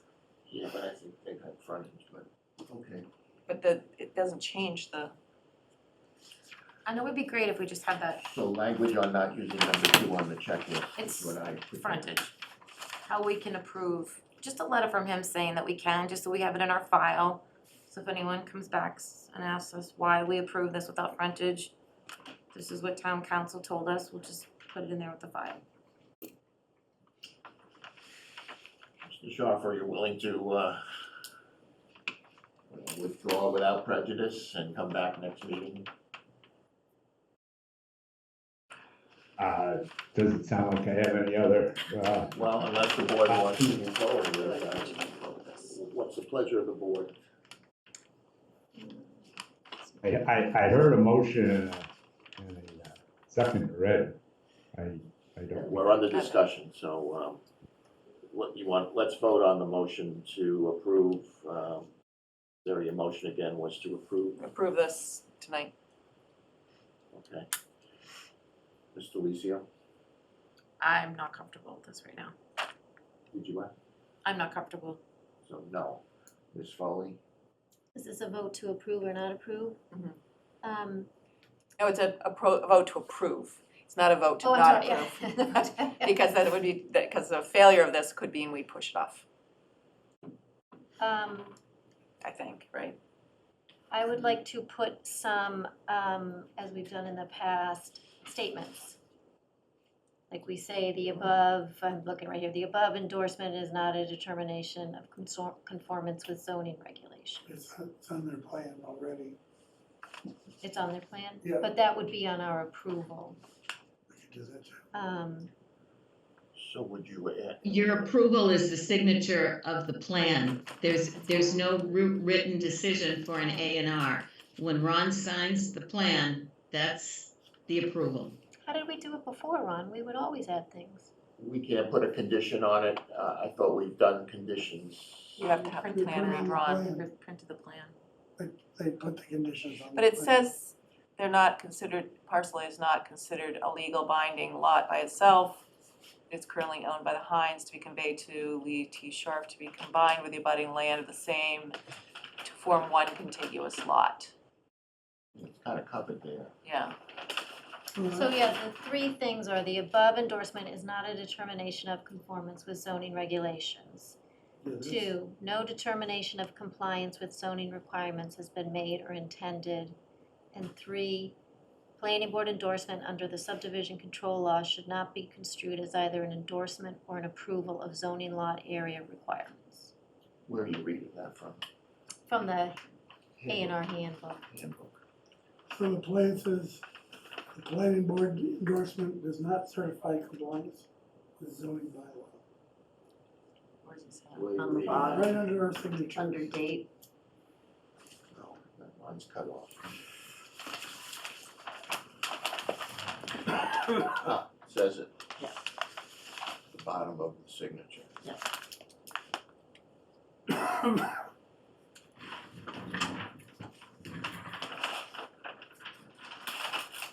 So you're taking, I say yes. Ms. Philbrick yes, is yes. Yes. Ms. Tenney. Yes. Chair votes yes. Okay. Approved. Did you vote? Thank you. Okay, thank you very much for your time, Thank you. consideration. We'll sign it and put it in Go downstairs. down. Um, Alan, come in tomorrow and I'll have it for you. Okay, what time do you open? I'm not in town hall until 9:30. Okay, Do you need to be there sooner? I can get there around 9:30. Okay, great. Thank you. Thank you. Okay, so last time we met, we talked about final rules and regulations and a final application form for driveway openings. Sarah gave us some final, Laura and Sarah went and gave us some final, language on Thursday or Friday, No, it was actually the weekend. over the weekend, so, I don't know if anyone's had time to go over them, or, if we wanna go over them now, are they, and, then, of course, Mary and I were gonna get together and redo the form based on. So just to clarify, there are two versions in the packet. One is the one with track changes from, we sort of took the changes from the second read. And then I made a clean accepted changes, deleted the comments, and made a PDF. I didn't make any edits at all to that. All I did was accept the changes so that if there's spacing changes or anything, I didn't touch it at all, just to be careful. So I would suggest that you look at the one that says driveways with changes accepted. It's easier to read, and That's the it's PDF. now quite short. So, So do we wanna discuss tonight, or do we wanna have, go over that, for next week? Are we prepared to discuss tonight? I'm I good. have some comments.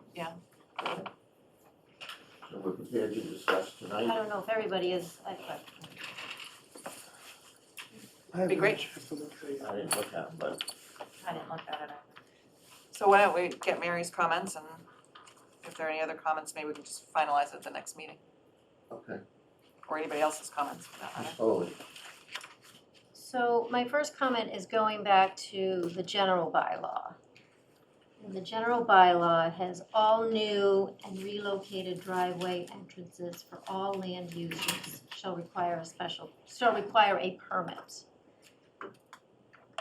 This is just addressing residential.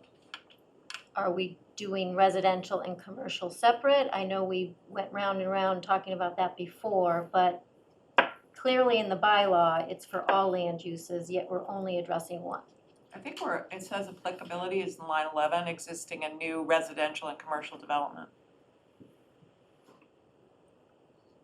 Let me get, I thought you, just I'm a looking second. at the one with everything. We have a- Accepted. But then further down,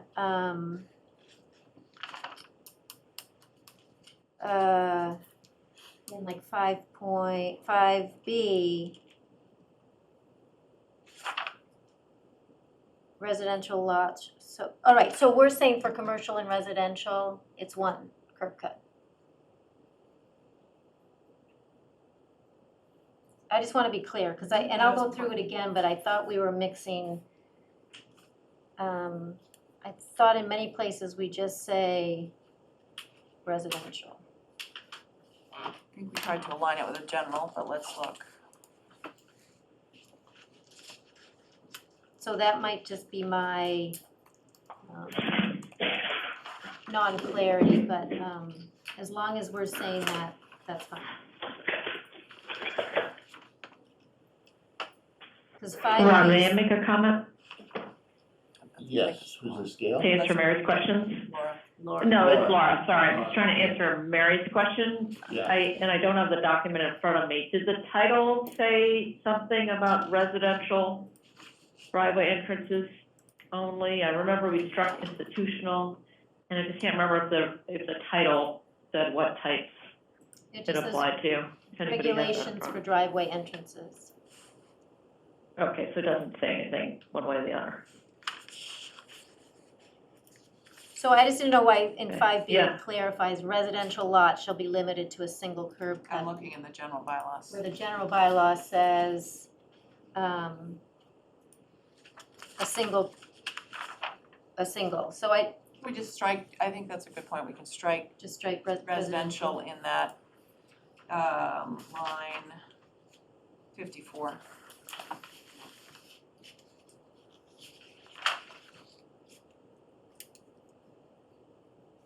Okay. Ron and Sarah, may I respond to that? Sorry, I'm on Zoom, so it's a little choppy. yes, go ahead.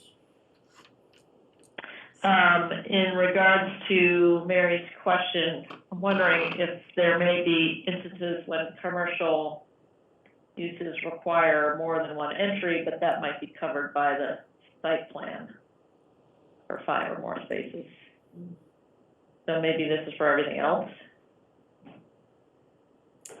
Well, my impression is the general bylaw says that DPW is doing driveway entrances. I guess if they need to, they come to the planning board, so yeah. So the general bylaw, I correct this, does say there shall be not more than one apron and curb cut per residential lot.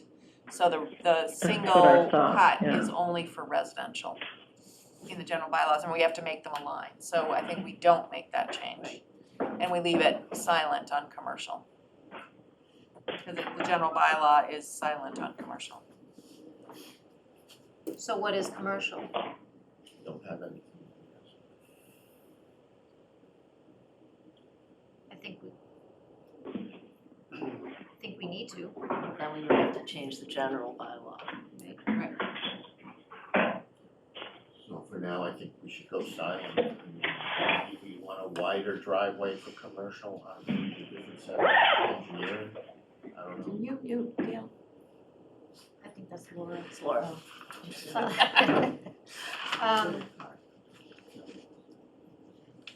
I just think, so currently it's a loophole that we Right. have no requirements for commercial. I don't think that's true. All, There'll be site plan review. they require a permit issued by the DPW and or a site plan review. So they still require a review, they just don't have the condition of a single, they don't have the restriction for one only. But the regulations is that the DPW goes by the regulations that the planning board has created. And if they don't have any regulations, what are they going by?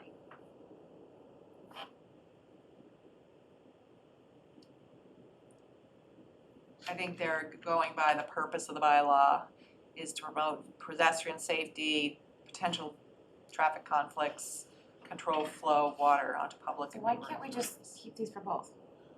Pardon me? Why can't we just make them for both? Seems to me there would be many instances where a commercial property would need more than one. So they come to the planning board for a So permit? they would need a site plan approval. Yeah, so they're gonna come here anyway, so just keep it for both. Right, if they're 5 or more, they're a business that has a need for 5 or more cars, might have a requirement for more than one driveway. Less than 5 cars, I don't think there's no way. But if they want 2, they're gonna have to come to the They're planning coming board to- anyways. All right, so All right, so So if we add commercial, it's a few spots now that we need to add it, correct?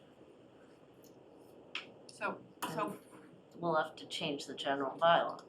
Yeah.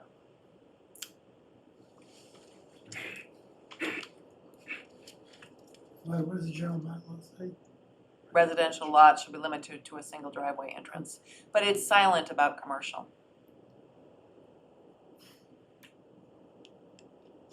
You say commercials have to comply with the residential law, something like that.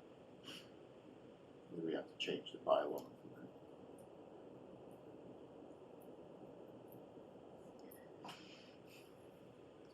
Well, we did talk about having to change the bylaw because it says, and 5 feet from side lot lines, trees, utility poles, or street light fixtures, period, right? So we were gonna add in, which we do in the regulations, but they're not enforceable if it's not in the bylaw, we added in, or anything like that, or however it's worded. Right, so we should have been more open-ended on those things than listing out 3 things, 4 things. Seems to me we should make the regulations dovetail with the general bylaw, and then as we make changes to the general bylaw, and yes, it's silent on commercial, but we had, the whole point here was to allow the professional engineers to use their good judgment on the intent and refer things to us if they have site plan review, which most commercial uses probably Yeah. do. Yeah, we'll probably get them anyway. Yeah. So I would suggest that we leave line 54 as written. And consider it for And- bylaw change. Yeah, I mean, if we wanna do a bylaw change, we should, April's coming quick. That's Quickly on- make- So I guess along those lines, then on line 17, I would take out in the regulations or change in grade, because that is not in the bylaw. I agree with change in grade, but it's not in the bylaw. We don't even have a definition for a driveway in the bylaw. What line is it, 17? 17, 16 in mine, changing grade of Oh. existing driveway. I'm going off an old version, I couldn't print out the other one, the new one.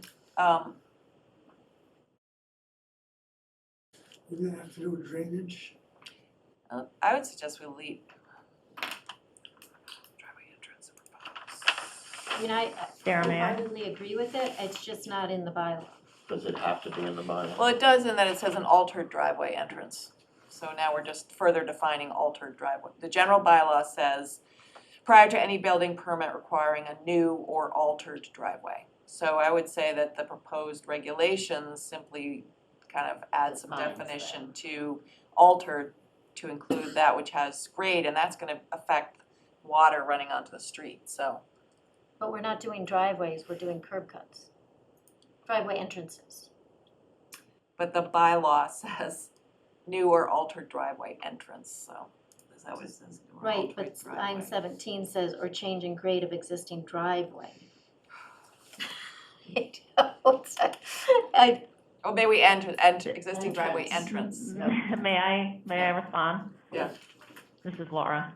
Hi, Mary and Sarah. The grade is referring to the grade of the driveway entrance, not the Yeah. grading of the driveway outside of the Existing driveway driveway. entrance. So So add it's really entrance. tailored to just the, if you need to, add entrance, but we did a careful read of it. We were trying to be in compliance with what Yeah. Chuck felt he needed, and we're consistent with the bylaw. Okay, so we would add Need to add line entrance there in 16. 10. I think it was referring to entrance. So line 16 would now read, a proposed new driveway, the applicability would be a proposed new driveway entrance or proposed relocation or change in grade of existing driveway entrance shall require the filing of an application. Yeah. Okay, great. So then on line 91 in my version, I don't know what it is in the new, which is grade, it says the design of the curb cut and driveway shall drain, so it should be driveway entrance. Yeah, okay. I mean, I would love for it to be driveway, but it's not in the bylaw, so. Wait, where is that, Mary? 82, 90 Oh, line 82. What section? F, Oh, okay, Is it define the 6? driveway entrance and driveway. 5, Yeah, 5. 5F. It's line 82. But the hope is that an engineer can go out and say, hey, listen, you have a slope here, but also it's gonna drive all this water onto the street, so that, you know. I think that one can stay, the grade of each driveway where it intersects a public way, because that is essentially with the entrance. I think the intersection of the driveway and the public way is the entrance. So I think that one can stay the way it is.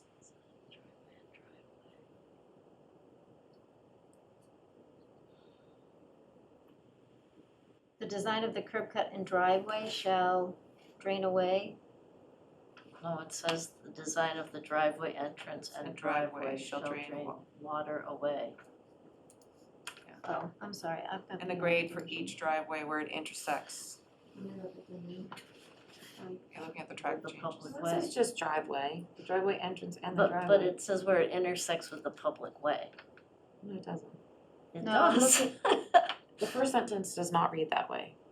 So 5F, right? The design of the driveway entrance and driveway shall drain water away from the street. By use of drains, gutters, or swales. Period. So we want. It is what we want, but again, it doesn't I think we'll dovetail to the general bylaw. So now we're bringing in a driveway here. which again, I wholeheartedly agree with, but we can't enforce that by the bylaw. So you're saying strike and driveway in that? I think that's fine. Unfortunately. Right. Then I had a question on G, with the use of pervious materials encouraged if the material is contained within the driveway and will not spill onto the roadway. So there's a lot of instances where we do have driveways where all those small pebbles do spill into the roadway. Is this enforceable, or is this just a nice to have? Like, how would you enforce, like, the spilling into the roadway? Well, it's Enforces it. designed, so maybe you have an impervious, a pervious driveway with a small apron that's paved, for example, to try to separate. So, I don't know, I think it's a case-by-case situation that the DPW assesses, or the slope is away from the road. That's another way that it Well, would, and it's encouraged, so. it's not required. Okay. On 6.0A, the second sentence, I think, just needs, if the application and proposed driveway entrance, the word driveway just needs to be added.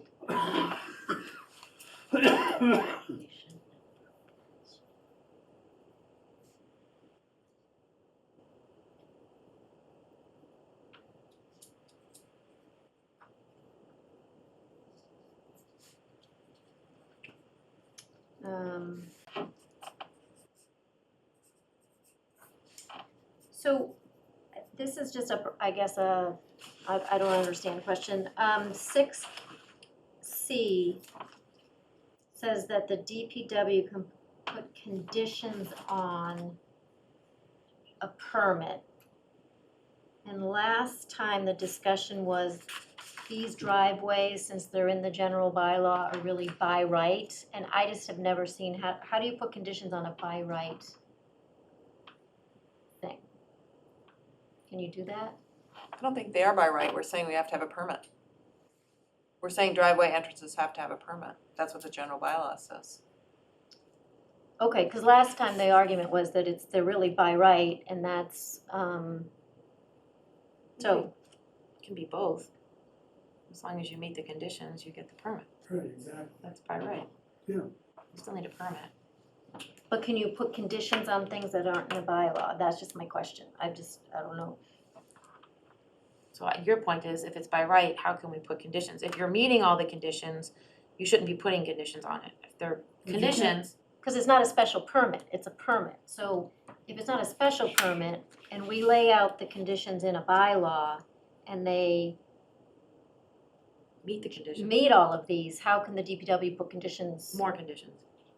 if it's not a Well, special maybe permit? one condition would be, for example, during construction, the such and such would happen, but at the end, once construction is completed, the following things need to happen. I mean, that could be conditions might be during construction, as an example. That will grant you the driveway opening during construction, but then at the end of construction, when you go to finish it, here's how it has to be. So it's just conditions on the process, not the actual. It's just, I'm giving you an example of one type. I think we want the DPW to be able to give reasonable direction, like, in order to improve the sightline, you need to take down that tree, or, those kinds of things that are reasonable and not require a site plan review for one tree that has to come down or something.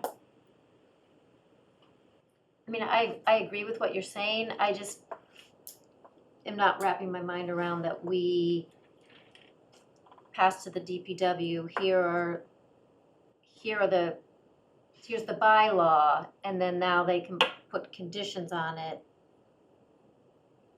and it not become a special permit situation. So I just don't know if a special permit, a permit with conditions could circumvent a planning board special permit. right?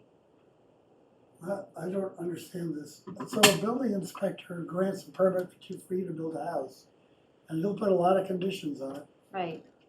That's the same thing. You can do it by right, but there are conditions. Yeah, You but meet that, the conditions, then you build it. but those are different regulations. We don't have a bylaw for that. We don't have a general bylaw Yeah, for we that. do, we just created one. Building inspector doesn't have just point. Building inspector doesn't have a bylaw. That was an example. No, I said, yeah, I'm sorry, I misunderstood. So Mary, what would you suggest? I To have no this- to idea. see. I'm just trying to understand 6C. Should we qualify? Because what about pre-post and, I don't know, conditions, like site conditions? I don't.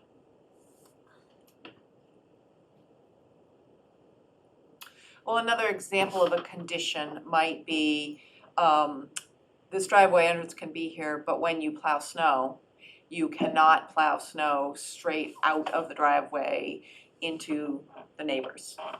That could be another condition that, I don't know, I'm just trying to give you examples of, I would think that some of them might be operating conditions, sort of your, So I think we just need to put guardrails on Sarah, conditions.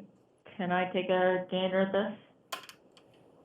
This is Laura. Yes.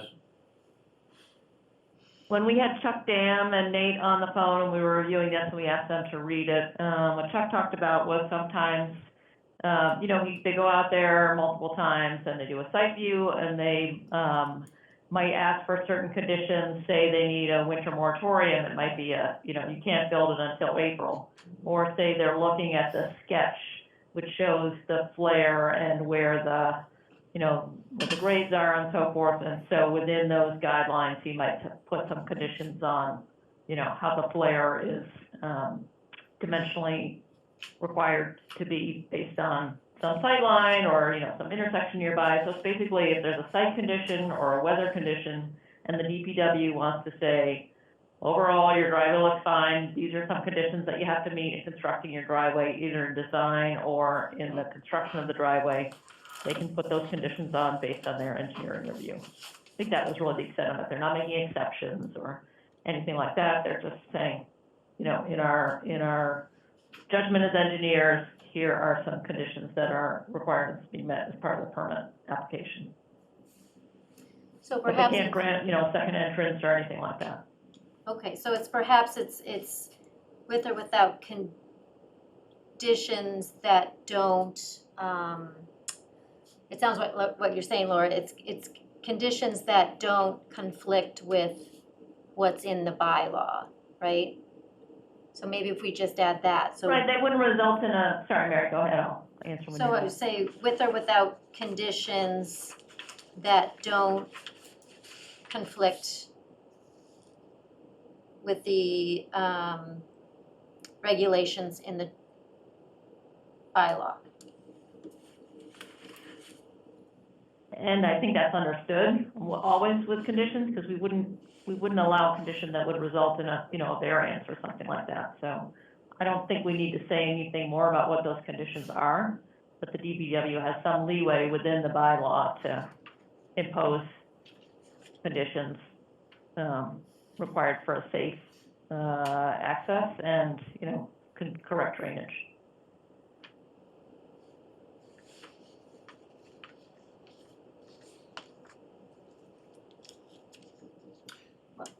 I don't agree with it, but that's, I guess, neither here nor there. if you read it in conjunction with B above, I think it helps. DPW determines if the driveway entrance approval can be issued by the DPW or if special conditions exist.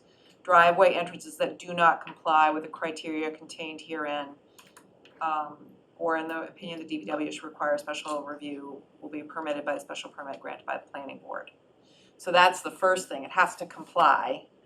And then the second one is approve with or without conditions. So I think when you read the two together, it, I think, satisfies Mary's concern. for me, it doesn't, but I'm in the minority, so, I guess my last comment will be in, 6D. The last sentence says, completed work must be inspected by the DPW to assure compliance, and I think it's ensure. Yep. Okay. That's it. So I thought we were gonna have somewhere that they're gonna post. We talked about where they were gonna post these. I think we went around in circles on that, and I think the resolution on that was that sort of a administrative Yes. courtesy that the town may decide to do, but we're gonna put it in the regulations. Well, it's a procedural thing because people need to, this isn't, like, E isn't finished with the appeal, like, this assumes that you are the person that did not get the permit. Right? There could be other people. Like who? Abutters. We've taken that notice away. So how do abutters know? Why should they know? If they have a problem with it, they should know. Yeah, I think we need to get with Greg on that, on how the town is gonna post this stuff. Well, I think there are two issues. I think the posting it and knowing what your neighbor is doing is a courtesy that may or may not. Building permits have to be posted. The second thing is, I think your other question is appeals, and I think that we were advised that appeals go to court. Court, right. An appeal of a special permit would go to the ZBA. An appeal of the DPW would go to court, It's a general bylaw. because it's a general bylaw. And I think that's the case, the way it's written right now, whether we like it or not. No, that's- completely agree, but you still have to be able to figure out that you don't agree with what the decision was. It has to be public information somewhere. So building permits, same thing, you can appeal them, but they're publicly notified. You can find them on our website. You can't expect people to find them if they don't exist on our website. So we need some kind of a procedure to say where we're gonna post this. And isn't there like a 30-day period? I don't know. What is the period? Can we ask town council this question, because I think we went around on this last time, and Greg said that they could do it, but that he advised not putting it in the regulations. So, Well- We'll get back on it. why don't we ask town council about Figure that? it out, because Okay. we don't have the answer. So can I just clarify the town council question, which is, can we require, or can and should we require public posting of permits? And then the other one is, Curb opening permit. permit, driveway entrance permits. And the second is, what is the appeal process and period of an aggrieved party, right? I don't think that, I mean, it's just, you have to know about it to be aggrieved, right? So how do you know about it? How do you find out?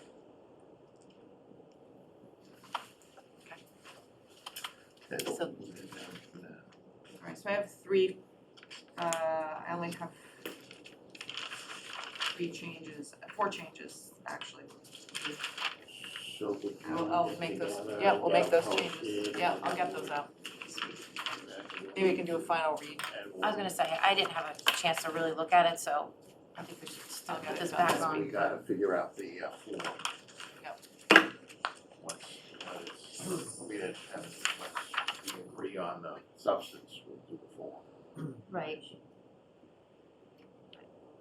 Okay, I'll get that done ASAP. all right, thanks. So can I just clarify one thing on that? We agreed that we're gonna do one form Yeah. for DPW and,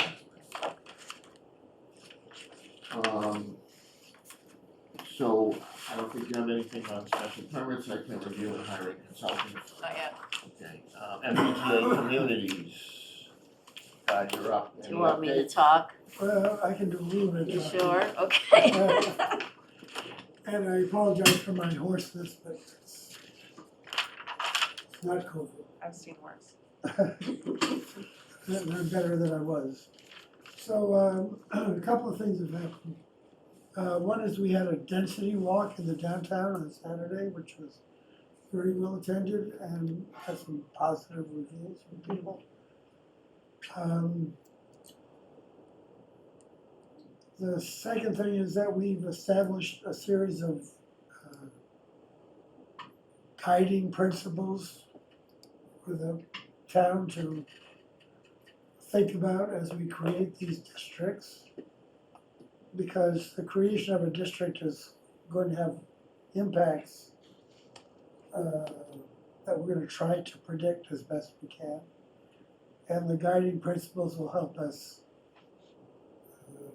create the districts and the regulations for the districts that will best serve the town's needs. So the guiding principles are posted on the website. They are there, I just checked, yeah. And they're not set in stone, if people would like to make changes to them, that's something we can certainly discuss. And the third thing is that we're now at the point where we think it's time to start engaging the planning board and seeking planning board input as we start creating these districts. One of the things we have learned over the past several months is that we're very used to dealing with zoning, and most people are not, and they still don't understand what zoning is and what it does, and what the various districts do. They have no idea what district they're even in until they have to file something and write the district on. And they have no idea what rules apply to which district. Sorry, I didn't mean to interrupt. That's okay, that's right, jump in anytime. So one of the things we thought might be a useful project that we could engage in together is to create a community forum, much like we did when we first started talking about recodifying the zoning,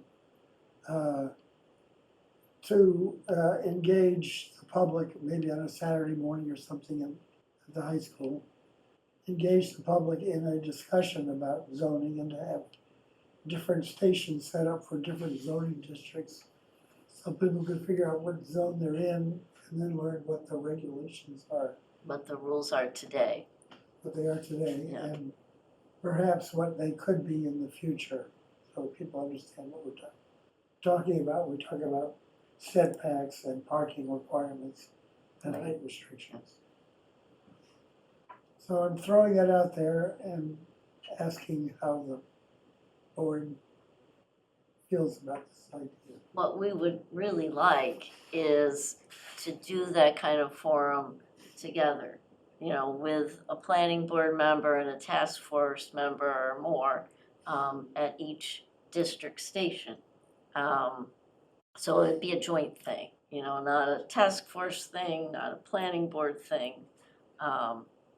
But since zoning is the planning board's purview and, you know, any regulation change, any zoning board, any zoning bylaw change has to pass the planning board first. So we were hoping that we could do it together. Just wondered what your thoughts are on that. I think it's a great idea. I think it's a great service to people because then they understand, hopefully those that come, understand how to find out what zoning district they're in, how to maybe understand that zoning exists and that what it says, how it will help them understand what we do or some of what we do and the challenges and so I think it's great. And then it also kind of is a sort of a level setting. Yeah, exactly. So, any other comments? So I'll comment on that. I think it's a good idea. I think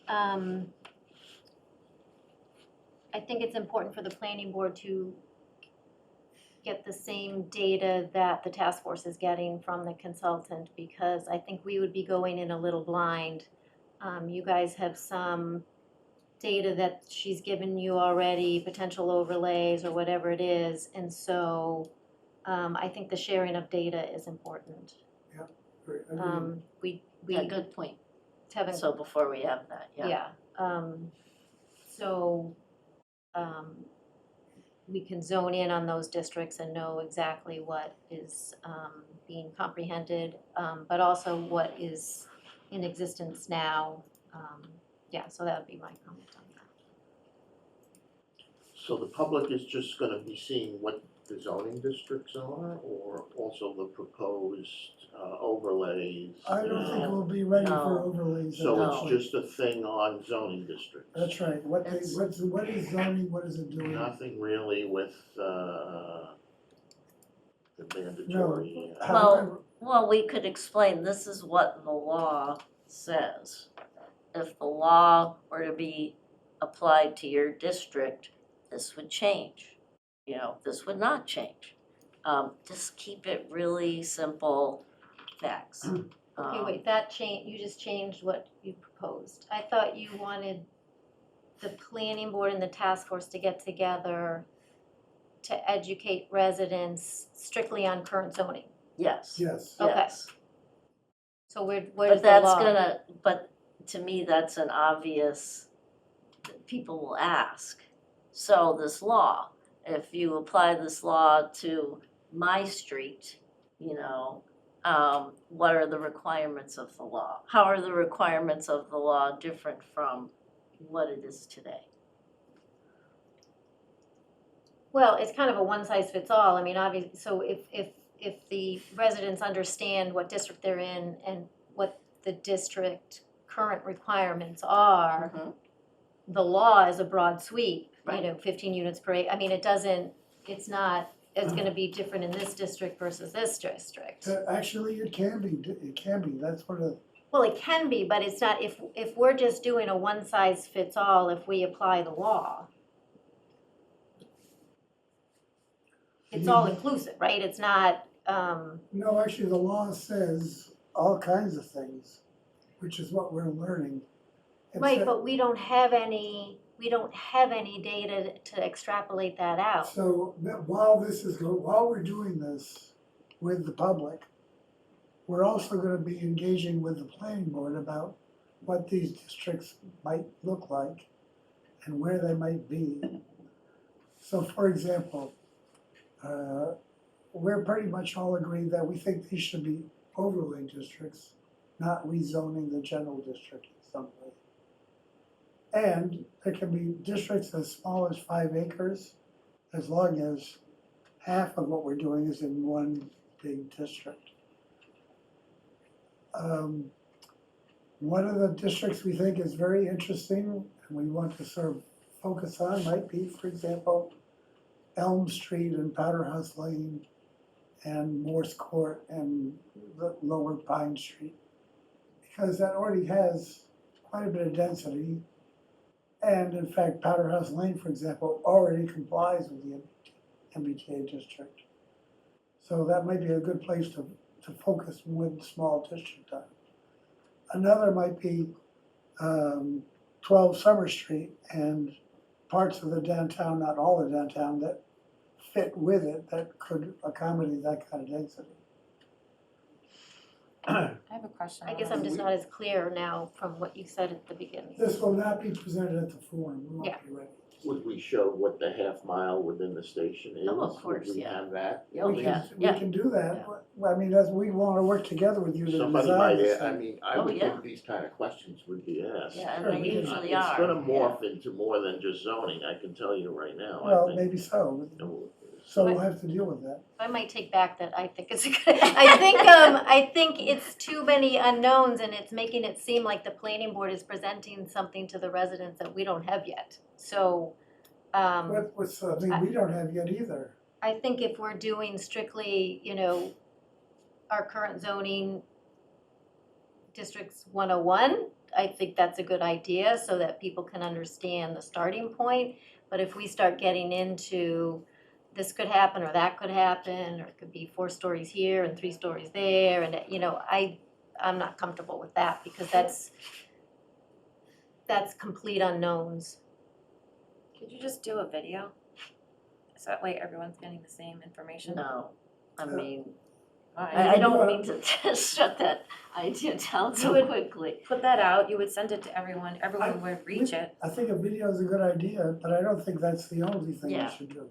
I'm just saying to keep the narrative all the same and the same answers. I think the concern is we don't have information, so we're just saying we don't have information. So instead of showing up saying, hey, what the questions people really wanna ask if they're coming to this meeting, we don't have yet. So a short information video saying this is what we want you to understand first, step A, before you can understand step B. Come back to us in 60 days and we'll be able to talk about it, and here's your primer. I don't know. My other question, like, I don't wanna forget. So when you're talking to the consultant, and I have tried to listen to as many meetings, what is the argument for not spot zoning to take those? What is the argument that this isn't spot zoning versus the overlay district? Have you heard like an answer to that question? I'm not sure I understand the Yeah, I'm question. not sure I understand either. You just, You mean if you just have districts that are not contiguous, how is that, or how big does something have to be before it's? What are the parameters to distinguish something between spot zoning and an overlay district? So an overlay district preserves the existing zoning, but then says, for this new use, this multifamily use, there's a whole new set of rules. It's So that allowed by whole new right. set of rules thing to me is where I say, okay, that's spot zoning. So that's where I would just like to That's see. not spot zoning, no. I- Spot zoning is when you zone one particular parcel of land for some specified use. That's spot zoning.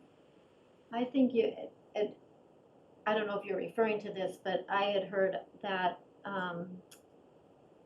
there would potentially be 4 stories allowed in some places and not in other places, meaning like, if you couldn't see it from the street, it could be 4 stories. That, to me, seems spot zoning. No, that's not spot It's zoning. a design criteria. But, who knows if it's a good idea, we don't know yet, but it's an idea tossed out, sure. No, but spot zoning is particular to a particular parcel of land. So the mayor's brother exactly.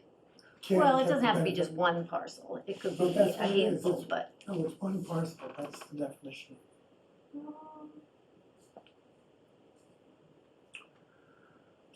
So just to close that out, I think that the MBTA zoning task force is not looking at a single parcel as the subject of an overlay district, but collections of parcels. There are Yes. rules that have to be a minimum of 5 acres for a relief. So if we're talking just on where zoning, what zoning you're in, you wanted to have the task force and the planning board at this forum? We want to start working together with the Right. planning. So would maybe, for this one voice, I like that idea, maybe the task force should meet with us ahead of time of the It's gonna be forum? more than one To meeting, kind I of think. to discuss, you know, how this is gonna go and Yeah. how far the narrative is going to go. We had to go through a learning process to understand what the heck we're talking about. And we're not there yet, but we're getting close enough that we can now explain to people and to the board, more importantly, what exactly it is that we have to do. So in terms of schedule, this is a February thing, maybe? Yeah, February, Before February break, that's 4 weeks from now. before February break, if we can do it, yeah. So have the forum and the meeting with the task force all in That would February. probably take several meetings, and maybe it'll be a subcommittee of the planning board. Task force. Alright, Maybe we say we have our meetings before February break and the forum after. I know we wanted to have it really soon, but as we're talking about the process of us working together, it seems like for the forum to take place before February break And then there's some work to do, Stretch. storyboards. Tiffany has a lot of that already. Yeah, videos, Tiffany, yeah. yeah. Why don't we carve out some time at our next meeting, and maybe if there's a straw, if Tiffany has, you know, if we start at 6 or something, I don't know, where if she's got some materials sort of envisioned of, you know, that's where, what is zoning, how do I find out where my house is, or a property, it doesn't have to be your house, right? How do you could, maybe we can even have like a computer where you can go to the assessor, you know, with a big screen. Yeah, sure, So yeah. you could type in your property and you Yeah. can pull up the We could all property sit there card. with a little, say, what's your address? Right, and you could pull it up on a screen and say, this is public information, this says you're in District D. Sure, And then you have another set of boards or the zoning bylaw printed out, and you say, well, here, you know, here's the rules for what you can do, you know, have our use table, we actually have it yeah. printed out there. So the use table, people glaze over it. So we have to just really Right, say this many feet high, that we Right. just, first, yeah. um. Allowed uses, here's where you find your allowed use, you know, it's like, I would skip that, but we can, Yeah, we we can can think about it. go through. so that's why you kind of have to do a mock, a dry run with, to sort of, Didn't we do something like this for the zoning? Yeah, we did. And we Yeah, have that's good. storyboards already. Yeah, we So do have those storyboards, yeah. we can resurrect some of that. Tiffany's are much prettier. So, okay. So what's the end goal in it of just educating the residents Because on? they're gonna have to vote eventually at town meeting, so in order to have them understand what they're voting on, they need to understand, you know, where they live, I mean, they know where they live, obviously. They should Some days I'm understand not that. sure, mine's dark. We all live in the dark, right? Oh, power's on, The excellent. district, the zoning district where they live and what the rules are there. I mean, they're gonna be most people are most interested in their own plot of land. And people don't know the rules that apply today. And also, okay, that's your district over there in the general district, these are the rules today. And I get it and I agree, I just don't understand, so, but they're not voting on the rules today. They're gonna be No. voting on something that's gonna change their rules That's today. right. So this is just okay, we want you to first understand The rules rules today, which Okay. people don't. well, I know. And so then they go to town meeting and they're trying What the heck to is this about? vote based on what they saw at social media or some handout and, you know, we're just trying to educate. I think people are interested in the rules that apply to their neighborhood. But I think they also are interested particularly in the look and feel of downtown. Right, absolutely. And I think people are particularly naive about what could be built today in downtown. To me, that is where this process has exposed extreme vulnerability. Yes. Sure, And that people, you know, I said to Chris the other day, if the MBTA zoning thing, nothing happens, we still, I think, know that we've got to do some serious work on zoning in our downtown, however you define that, you know, the vulnerability of downtown has been exposed. Yeah. At least in my mind. So, So is that Yeah. clear or not? What our goal I think is? it's clear, but I think we can't, it's gotta also be clear that we can't engage in conversation that people are gonna start asking about the MBTA zoning and the what ifs, right? Because you might give an answer, I might give a different answer, somebody else is gonna give a different answer, and then it's gonna create chaos. Well, And if we don't know anything, I mean, we know what the, so one of the things I've learned over the past couple of weeks is it's perfectly acceptable to say, we don't know yet, that's a good question, we don't know yet. But At you, least you're being honest. right, And maybe by then we'll know more and we can see a little bit more. So, how are you looking for the calendar? So what, it looked like we were supposed to have tentative overlays like a couple weeks ago. So it's taking much longer than we thought. We hoped to do this for spring town meeting. It's not gonna yeah, happen. no way. It couldn't happen anyway because there's too much on the agenda. So it's gonna have to be a special town meeting, probably, I don't know when, maybe in the early fall, during the summer, I don't know. We'll have to just get our way there. The one thing we don't wanna do is try to rush it through and make a hash of it, and then that's a worse shape. We don't do it right, so. What's the time frame before? I was trying to find this earlier today. Isn't there like 60 days that the state has to have it Yeah, beforehand? they're always a little. Is it 60 days?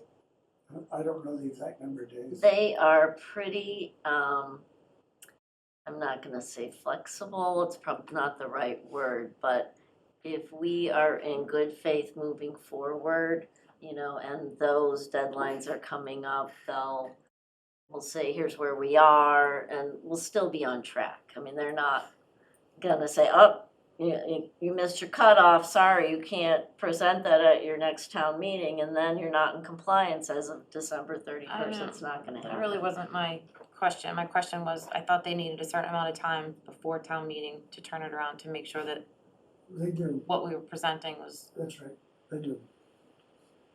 Because they don't want us presenting things to town meeting that are blatantly not in compliance. so you all are factoring that. We're trying to, yeah. So along those lines, I would say the planning board needs to establish with the task force that, and I'm just throwing it out, that we need the task force write-up proposals, the pros and cons, all that stuff, like 3 months before it has to go to the state, or That's probably not gonna happen. 2 months, or whatever it is, 3 months because, isn't gonna happen. because the planning board needs to discuss it amongst ourselves, and then we need to have public forums, and we need to have, you know, at least a few, I would assume, public forums on it. So, You need to have public hearings. I mean, Yeah, public public hearings, I'm hearings. sorry. Public hearings. So knowing the calendar, I mean, I think 3 months might be cutting it short, but Or we could meet more than once every 2 weeks. yeah, which- Which might help. but it's not even so much how many times we meet, it's how many hearings we can get. Because I'm sure it's not just one, so. I'm just saying that we need A schedule, a schedule. Yeah, we're waiting on a schedule. Well, no, I think we need No. to, as the planning board, we need to dictate the schedule to the task force to say, we Well, need X amount of time for review and meetings and hearings. I think it's a legitimate request and I think you should do it, yeah. Well, wouldn't we, as we get a little closer, it seems to me incumbent upon us to go Stay to task abreast. force Yes. meetings and stay abreast of that. I think to do it, to have a duplicative process that's the task force does their work and then has a series of hearings and public meetings, and then the planning board does it all over. It seems to me that once we get a little closer, we're gonna have to meet concurrently on this topic. We'll have other business that we've gotta do, but we're gonna have to meet concurrently. The public is not going to want to come to a task force meeting and say their bit and then repeat it again for the planning board. It seems to me that we'll have to work closely and cooperatively toward. The task force And doesn't, you guys do tune into the meetings. the task force doesn't have hearings, it's the But- planning board. Right, but they will be held jointly with the task force. I mean, it seems to me that we'll figure, it's a solvable problem that if we take the approach that we work together to get it, to move forward, we can make it happen. Obviously, time is needed, there are certain deadlines and all of that, but I think when we get a little bit more specific, and the task force is closer to having specific proposals that need to be heard and that we should meet jointly and hear them concurrently, right, so that we're not repeating things. No, I agree. So, And I would recommend that in order to get educated on it, more than just attending the meetings, you Yeah. start looking at the state compliance model, which is on the website and, you know, the state's website. You know, some of the information regarding the regulations and how they're applied. I mean, that will help a lot when you have to. And yes, I've seen all that. I guess I would request that the task force, post your materials before the meeting. You discuss a lot of materials, but nobody that's listening in knows what you're talking about. And I think if you start passing along the things you've gotten from the consultant to the planning board, then we can be kept appraised of what is going on as well. I know there was a meeting with the consultant, and if you were on Zoom, all you saw was the back of her and everybody huddled over and you couldn't hear anything, so.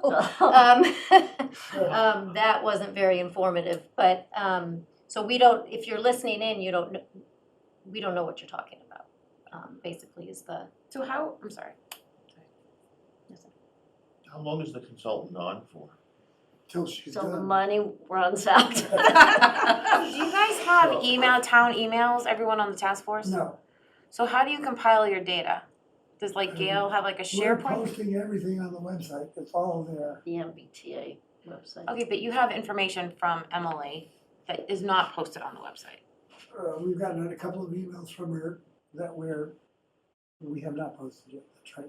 But Thursday is when she's really coming to present it. So perhaps there could be a SharePoint folder that you guys could just dump whatever you have. But we don't have access to We SharePoint. don't have access because we have the at-large members and they. All right, I'm just talking, and my question was, the information that you've received so far that isn't public information should be planning board information at a minimum. So my question is, things that you're not posting on the website yet, that might not be there, we should, as planning board members, be receiving this information also. It's nothing to do with the task force. We could set up a subdirectory in our SharePoint. Correct. And dump it, data dump. does that make sense? I mean, it certainly it's public information, but I'm not paying as much attention as maybe all the rest of you are. So if I think there's a real danger of, at this point, or I would just ask that it be not taken out of context. I mean, I'm not saying that. I don't know how we prevent that. It's what? already happening. I mean, it's Yeah. really hard to prevent Yeah, that. so, I guess I'd ask that we not take things out of context. Let the task force do its job, participate in the task force or trust them.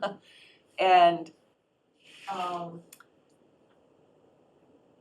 don't know, I mean, for sure, everything is public information, so that's fine. But So if you don't want it, you don't have to look at it, but I think there should be a folder with the information that, I mean, we are the ultimate board that is going to be presenting this, so I don't think there's any reason why we shouldn't be given the information at the same time. I guess what Sarah's talking about, what we don't want to have happen is, you know, the social media, like little, I won't call it spot zoning, but like take this out of context and throw that up and with this and that. And I mean, I'm sure you've seen some of the Instagram accounts and we So don't I want guess, that we stuff can just happening. end this, I can just say, send me what you have, I don't understand like. Everything I have is on the website right now. So it's available to everybody, and that's the way we operate. We don't, we're just out there as transparent as we can be.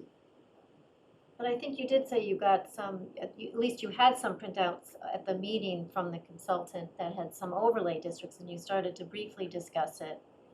And I think, I just get confused because this conversation started out saying we want to work more closely with the planning board, and then the planning board is saying, could we get some information? And you're saying, no, we can't.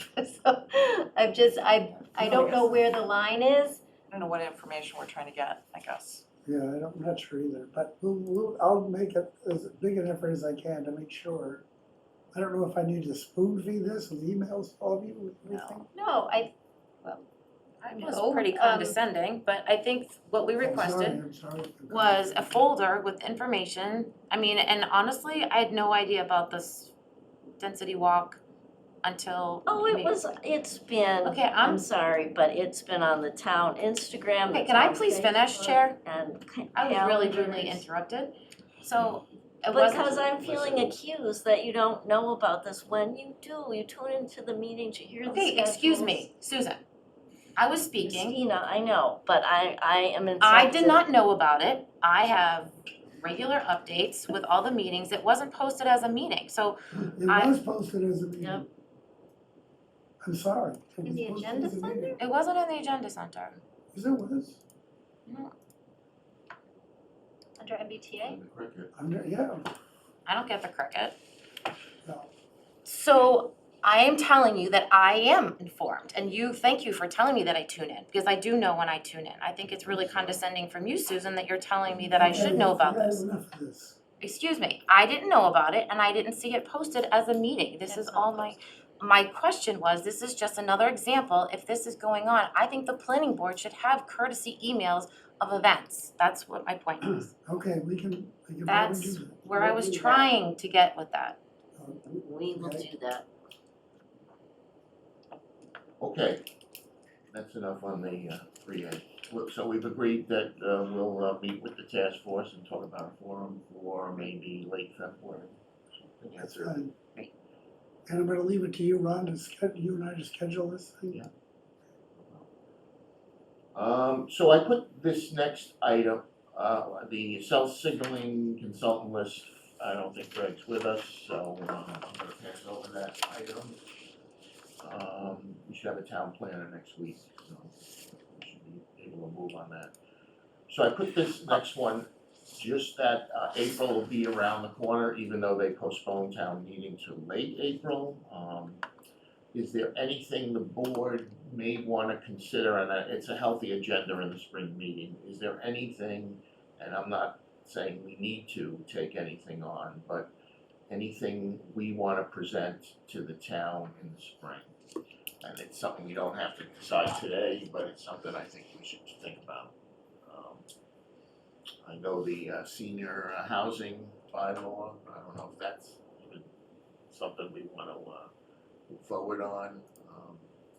Maybe some changes to the these curb openings, talking about bylaw changes, I don't know if we wanna do that.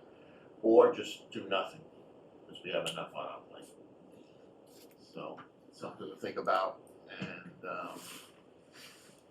talk about it next meeting. Anybody has any ideas? Anybody has any ideas now?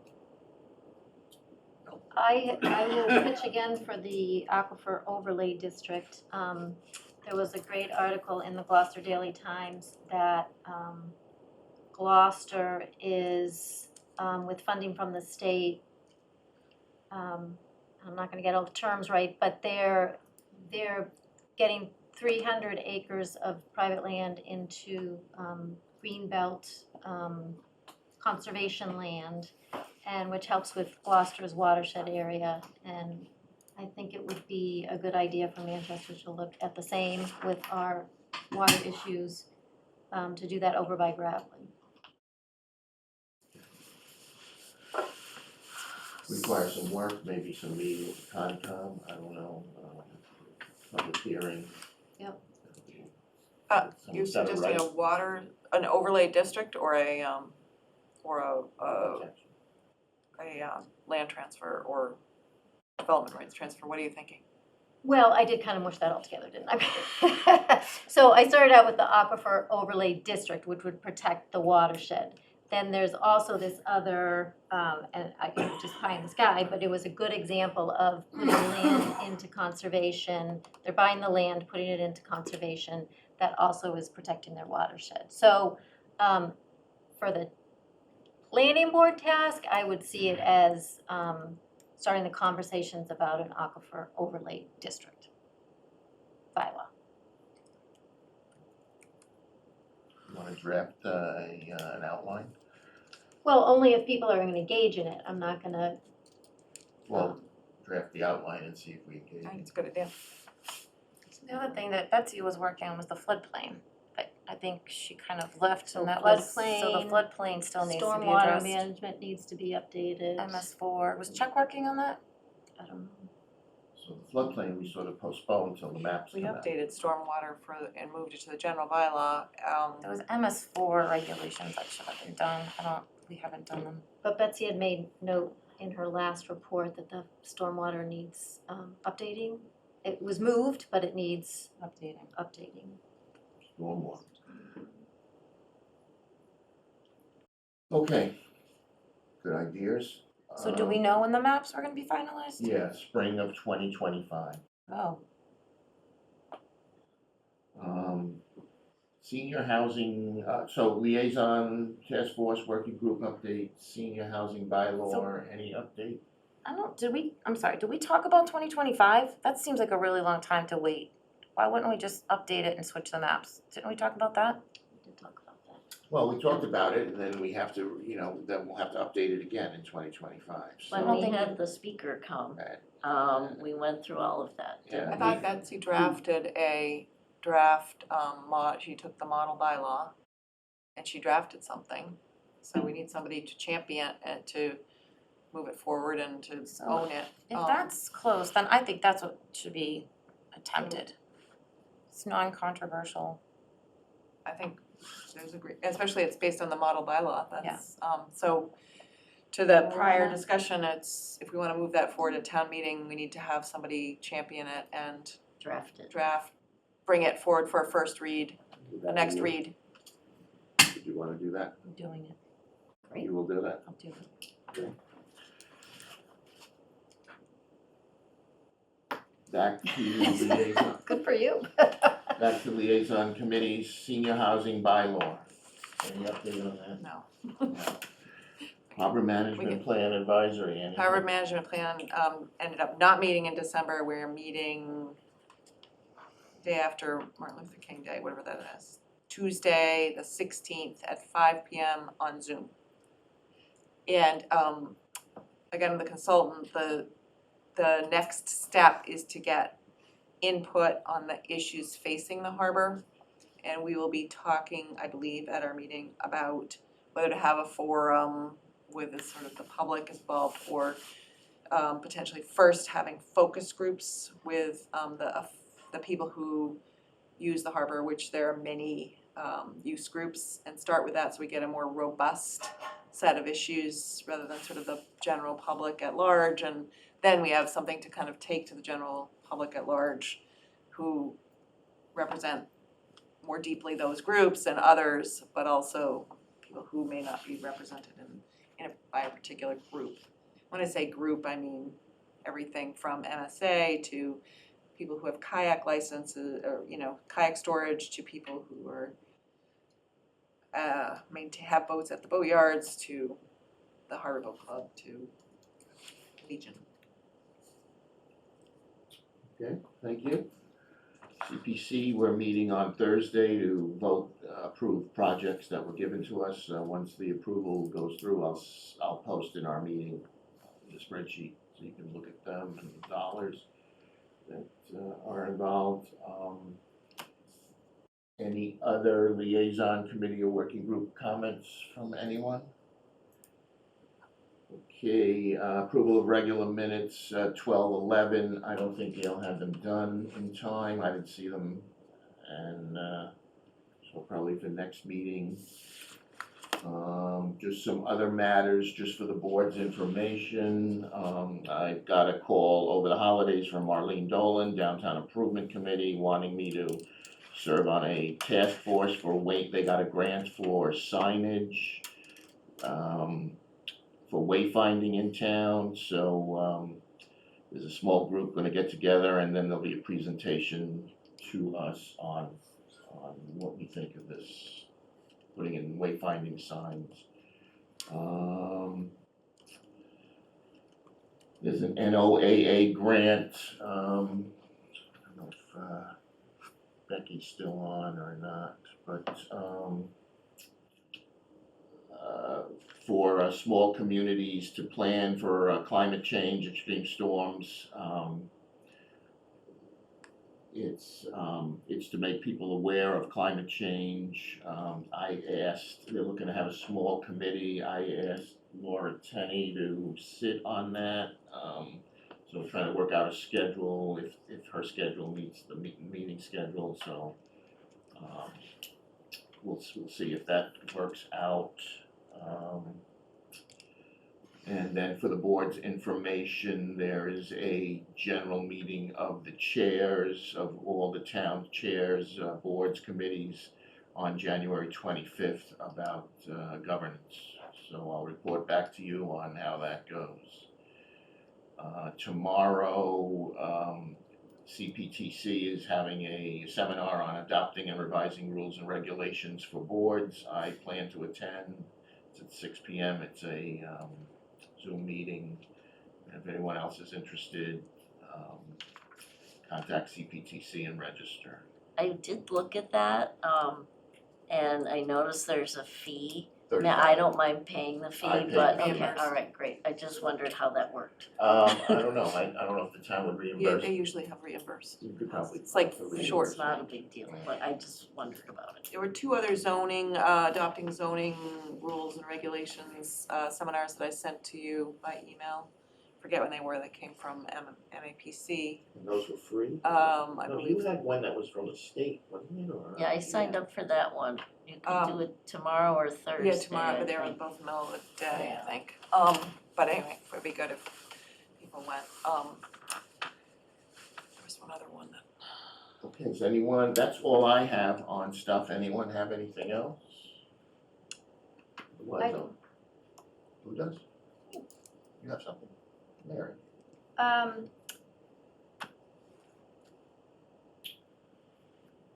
We need to look at other parts of our rules and regulations, since you talked about that document. We need to get a schedule for that, I guess, or at least on your radar. Well, Sue and I, we started that last meeting, and Sue and I are looking at the site plan and special permit section. That's what we said we talked about that last meeting. We said we would have that for the next meeting. But I think the There's entirety others. of the document is, Yeah, we just figured that was the next important section. it could drag on to when we have a new vote of planning board members.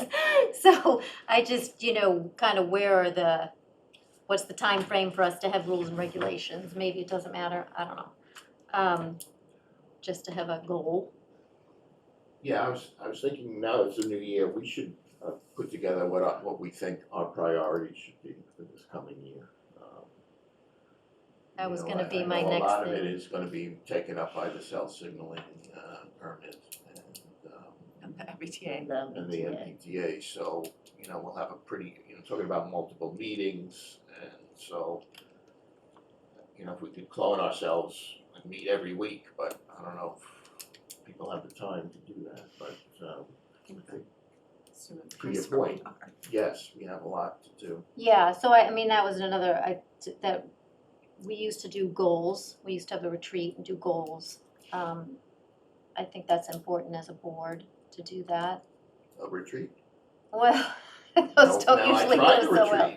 I tried to retreat, pizza and, I don't know, wasn't what getting did- a lot of warm and fuzzy on it, so, I think a retreat is good. I think we should, of Okay. planning board members. maybe we could meet in the community center before it moves away. I don't know if it's operating, but, to set the goals and then my other thing, which will get chuckles, but,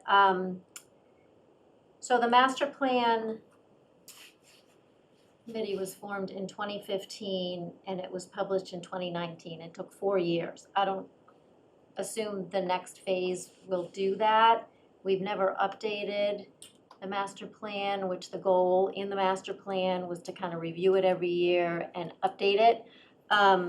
So I think we've been very lax in that. We should start, the master plan was done before COVID. before the proposed 40B, before cell signaling, before MBTA zoning. I think there's a lot of places that it needs updating. So I think that is an important task for the planning board. Now that we have a town planner, it's probably doable. Hopefully, put a lot on his plate.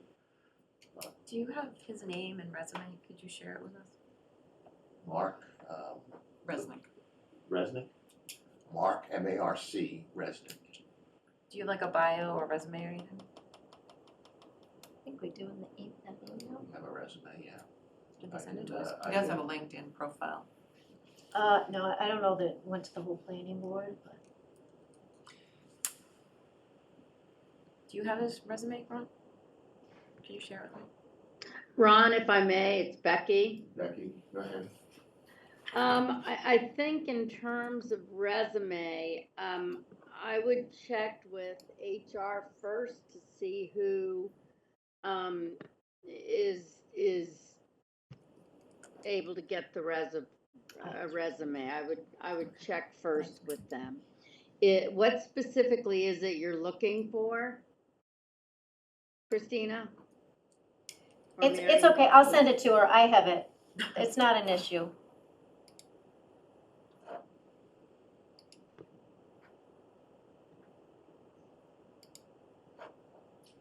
Well, let me check with HR just before you send. This might be an issue. His background, his experience, what he's strong in, like, Well, if it's in normal LinkedIn, to share this information with people. It's like, oh my gosh. And just Chris, literally, the walk wasn't posted under the task force, just so you know, for reference.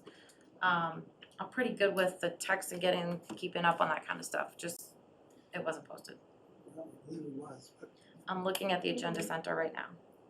What wasn't posted? The Wow. density? You get the tide? It wasn't a public meeting. I don't know if there was a quorum of members, of subcommittee members there or not, but it wasn't So posted. that, the tide that tells you what. I get texts with meetings, I don't really rely on the tide for meetings, so. So, I mean, okay. I'd like to move that we adjourn. And is there a second? Second. Show of hands for adjourn? Thank you all.